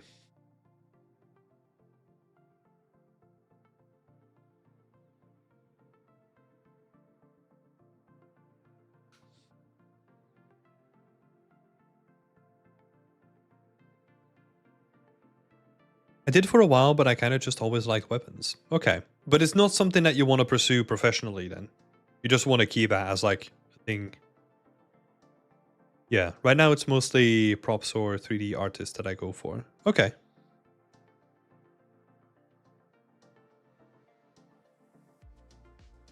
I mean, maybe, but not only. Yeah, I mean, I'm just wondering, right? Because it's always really cool to see like someone like just being like, I want to do this. Let's fucking go, you know? Hey, Mighty Dauntless. Thank you for jumping in and saying that everyone's doing a great job. Really are. Like, it's kind of surreal, right? Oh my god, you should have seen my portfolio. We if you want to check that out, we have like a podcast episode from like I don't know 4 years ago or something like that that showcases that. But I can't believe like looking at the stuff that people are putting out now, it's just yeah, fucking bunkers. Unbelievable.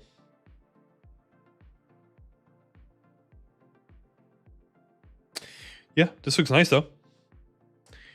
Really nice. I love the little like oil imprint on the side as well.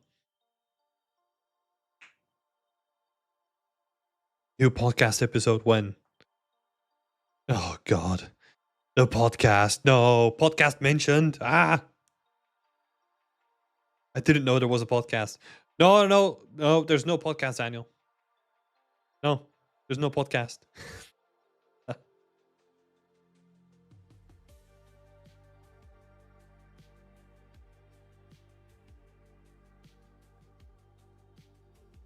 Yeah, the material separation on this one is cool.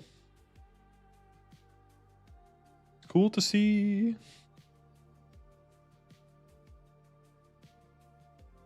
It's like a chunky little weapon. I like it.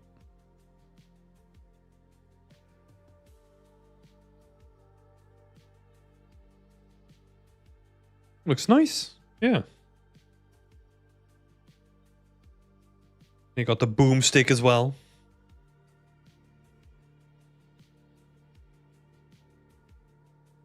Fun little weapon. Are these real guns?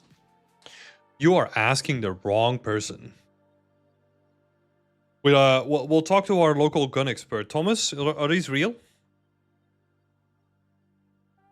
I mean, this one, yeah.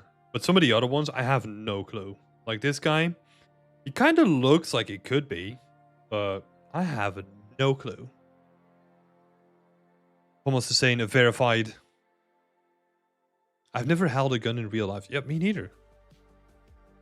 I've seen guns, but I've never been in close proximity to a gun, nor do I ever want to be.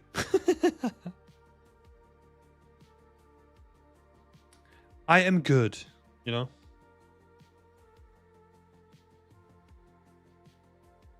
To be very loud, not recommended. I don't know. Maybe I do want to go to a shooting range at one point, just to give it a try. But I'm not like interested in guns as like a concept, you know? See, we kind of missed out on like the earlier stuff here. Wolfenstein hatchet. Cool. You got that iconic red as a background as well. Cool little presentation. I love that you adjusted your logo as well. Very on brand. The Pip-Boy as well.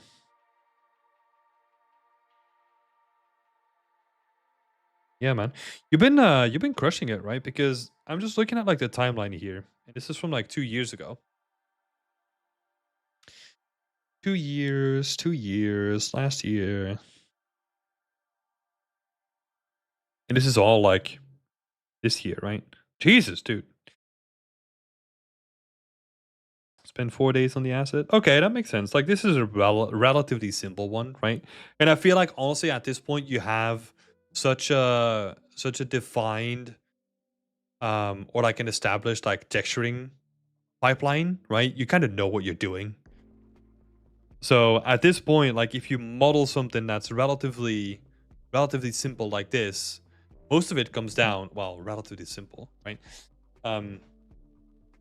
In comparison to some of the other guns, you can just like execute on the texturing like really quick because you just love that stuff probably. I think that's what I'm getting from this, right? Is that you really just love spending time on making these like very intricate, detailed things and just going ham on the texturing as well. Yeah. Very nice. I think in most cases, the black background is still a thing. I think you can really level that up, right? Take a little bit of extra time. And then just like add some like quick bonus points on top of it. Just for the presentation's sake, right? Where you can just have it as like a little bit of a presentation or something like that. Maybe this could actually be something really cool to look into and just be like, okay, like let's imagine you're building your own universe, right? Like your own artistic universe. What would that look like? And maybe trying to experiment with something like a red line that kind of runs through like most of your artwork, right? Especially when it comes to the guns, right? It feels like at a certain point, I mean, this is going to be very stereotypical, right? But I'm almost imagining that you're building up to, oh, I was thinking you're building up to like maybe a museum, but it could also be really cool that you're working up to, like, I'm thinking about GTA, and you walk into like a gun store, but like the gun store is actually all the guns that you've made, right? So you have like a rack behind the counter, and that could be like a collection of like all the weapons that you've made as like a portfolio piece, right? And then you could kind of like expand on that or something like that if you wanted to. But something to just like, I don't know, do something different with it, right? Or maybe, oh man, you can go so many ways with that. I'm thinking, I'm still thinking about like the wall of weapons, right? That you just have like the wall of weapons, and you have a couple of them on the wall already, but you have like a lot of open space, and whenever you publish like a new artwork, like one of the spaces or like that wall just gets on that wall. So you're like building up the wall over time. Talking about guns and building walls, I feel like this is gonna go well with like our American audience. Oh god. Thomas is saying, I actually did make the side of a gun customizer in Unreal for a while, but that got too complex, but your idea here is glorious. Yeah, I think something like that, right? Because I feel like a gun customizer, I mean, I've done the same thing with like blueprints where it comes to like, oh, I actually have like a bunch of modular stuff, so I just want to make my own like modular building creator. And it's like, do I though? I kind of just want to do art. I don't want to do like all this other bullshit. Like usually I would do like blueprints and scripts and all that kind of stuff just as like a fun, like, hey, I want to explore this, but I would never finish them. That's the way that I would kind of look at them. But hey, everyone is unique in their own way, right? So yeah. Let's have a look. I think we looked at everything, right? Did we? Yeah. Yeah. Really cool stuff, Thomas. Really cool. I think the biggest thing is what we just discussed, right? There's some easy wins when it comes to the presentation.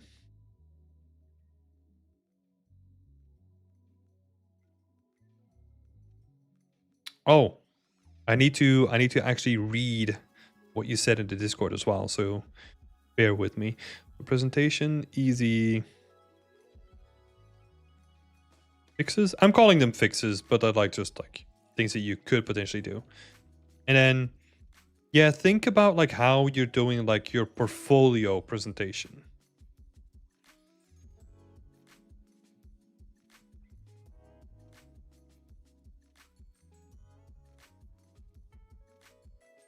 Right?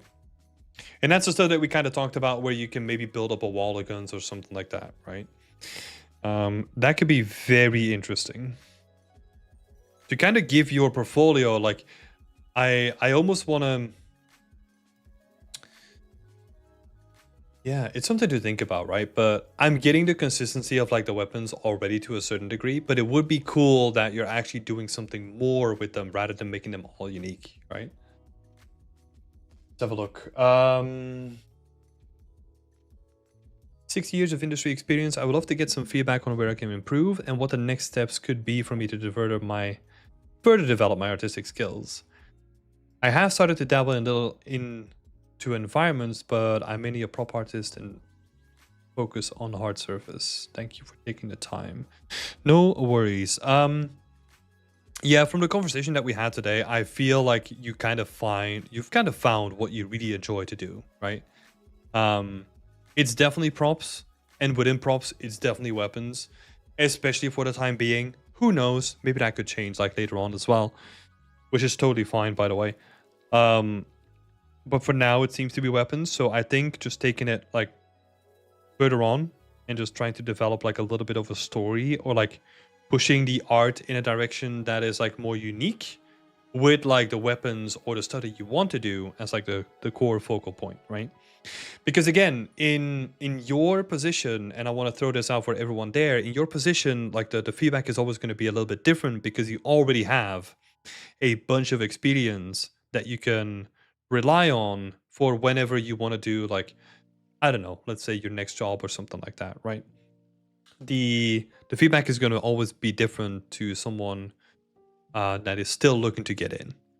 Right? So in your case, I would explore more going into like what makes you an artist, right? Like what do you enjoy? And that is weapons, and then just, well, not only weapons, but like if you really enjoy weapons now, find a way to just like push that up to the next level and do some like cool presentations with that as well, and make your work stand out. Because I can, like, what I'm imagining is that at a certain point people are going to pick up on let's continue with my stupid example, right? Like, oh, he's like the GTA weapon rack guy, or whatever we want to call it, right?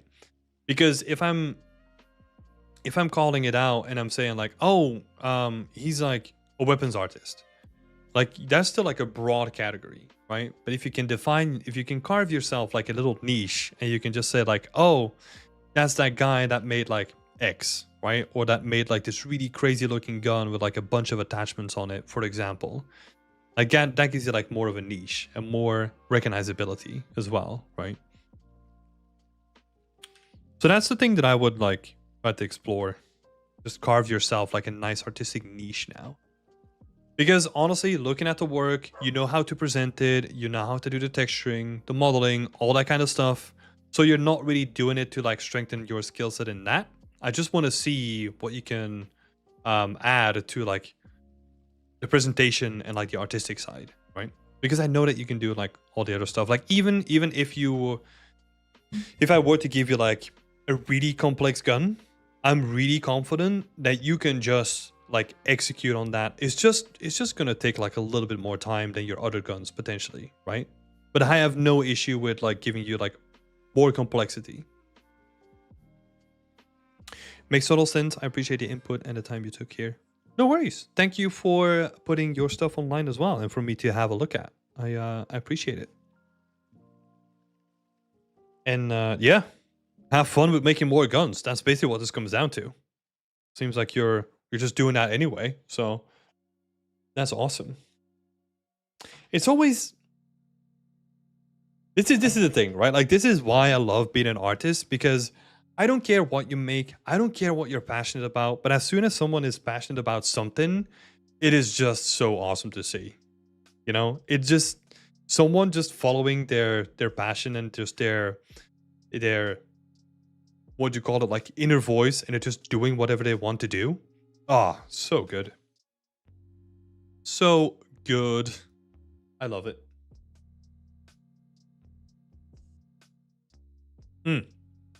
There were a couple of questions in the chat as well. Let me see.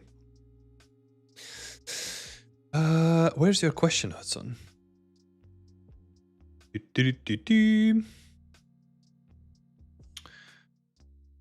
Where is your honest question? Oh, there it is. Oh, and Craney asked a question as well. So Craney was asking, is it normal for an environment artist to be a bit reliant on assets like Megascans? It depends. If you're talking about it in studio work, it's not necessarily Megascans. It's usually outsourced assets, right? When it comes to your personal work, though, it is fine if you use Megascans assets if it doesn't interfere with the things that you want to showcase, right?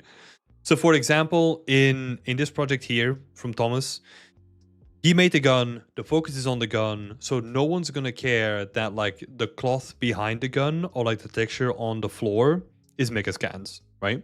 No one cares about that because it's not the focal point of the actual artwork. If the focal point was the gun, and then let's say they downloaded the gun and then made the rest, that's when it starts to fall apart and it doesn't make sense anymore, right? When we're applying this to like an environment, for example, we can apply this in the same way, where if you make like a ruin in the middle of the forest, the focus is not going to be in the forest. So you can just take that from Megascans as well. Thank you for the feedback, Timothy, says Elena. No worries. Thank you so much for showing your work as well. Great artwork here. Yeah. I'm always surprised by like the amount of detail that people can put into stuff, you know? Like, just so awesome to see all these amazing artworks. It's been a pleasure. And I think Hudson was also asking a very random but like honest question. Do you sometimes get tired reviewing portfolios or teaching really? Or is teaching really something you're passionate about? Tired? I'm not sure. Like, there's days when I don't want to do it, right? But that doesn't really matter. Like, I've got this attitude of just like suck it up and like do the best that you can, because we're here and I'm trying to help people get in, right? There's a lot of satisfaction that I get out of that. There's just some days where you got up early, worked the whole day, cooked, sat down for like an hour, and then do like a stream for like almost 3 hours now. It does get exhausting at certain points, but it just comes down to like blending, like mixing, or find like a good routine rather. Yeah, because there are moments where I'm thinking about like, oh, portfolio reviews, like I'm kind of repeating like a bunch of the same stuff, but not really though, right? Because there's always going to be like specific things for specific people, and that's why people want to have a portfolio review done. Otherwise, no one would be here right now, right? No one would be actually waiting for their portfolio to be reviewed. Yeah. No, I love it. I love it. And I love like the satisfaction that I get is just helping people get better and like get into the industry, right? For a lot of people that we talk to. And if there is like a probability that I can help in getting them to succeed, I'm happy to help with that. But we're not gonna make this longer than it needs to be. I'm gonna do like a little bit of chilling, and yeah, I think I'm gonna go to sleep after that as well. So appreciate everyone for being here. Thank you so much for enjoying the stream. Thank you for everyone for sharing your work as well. I really appreciate it. If you want to get your portfolio reviewed as well, there is a long back catalog, but go check out like the site that is linked in the description down below, and get signed up for that as well. And then I think we will see each other tomorrow, because tomorrow is Whip Wednesday, where we're gonna go through some of the community's work and have like a bunch of feedback there too.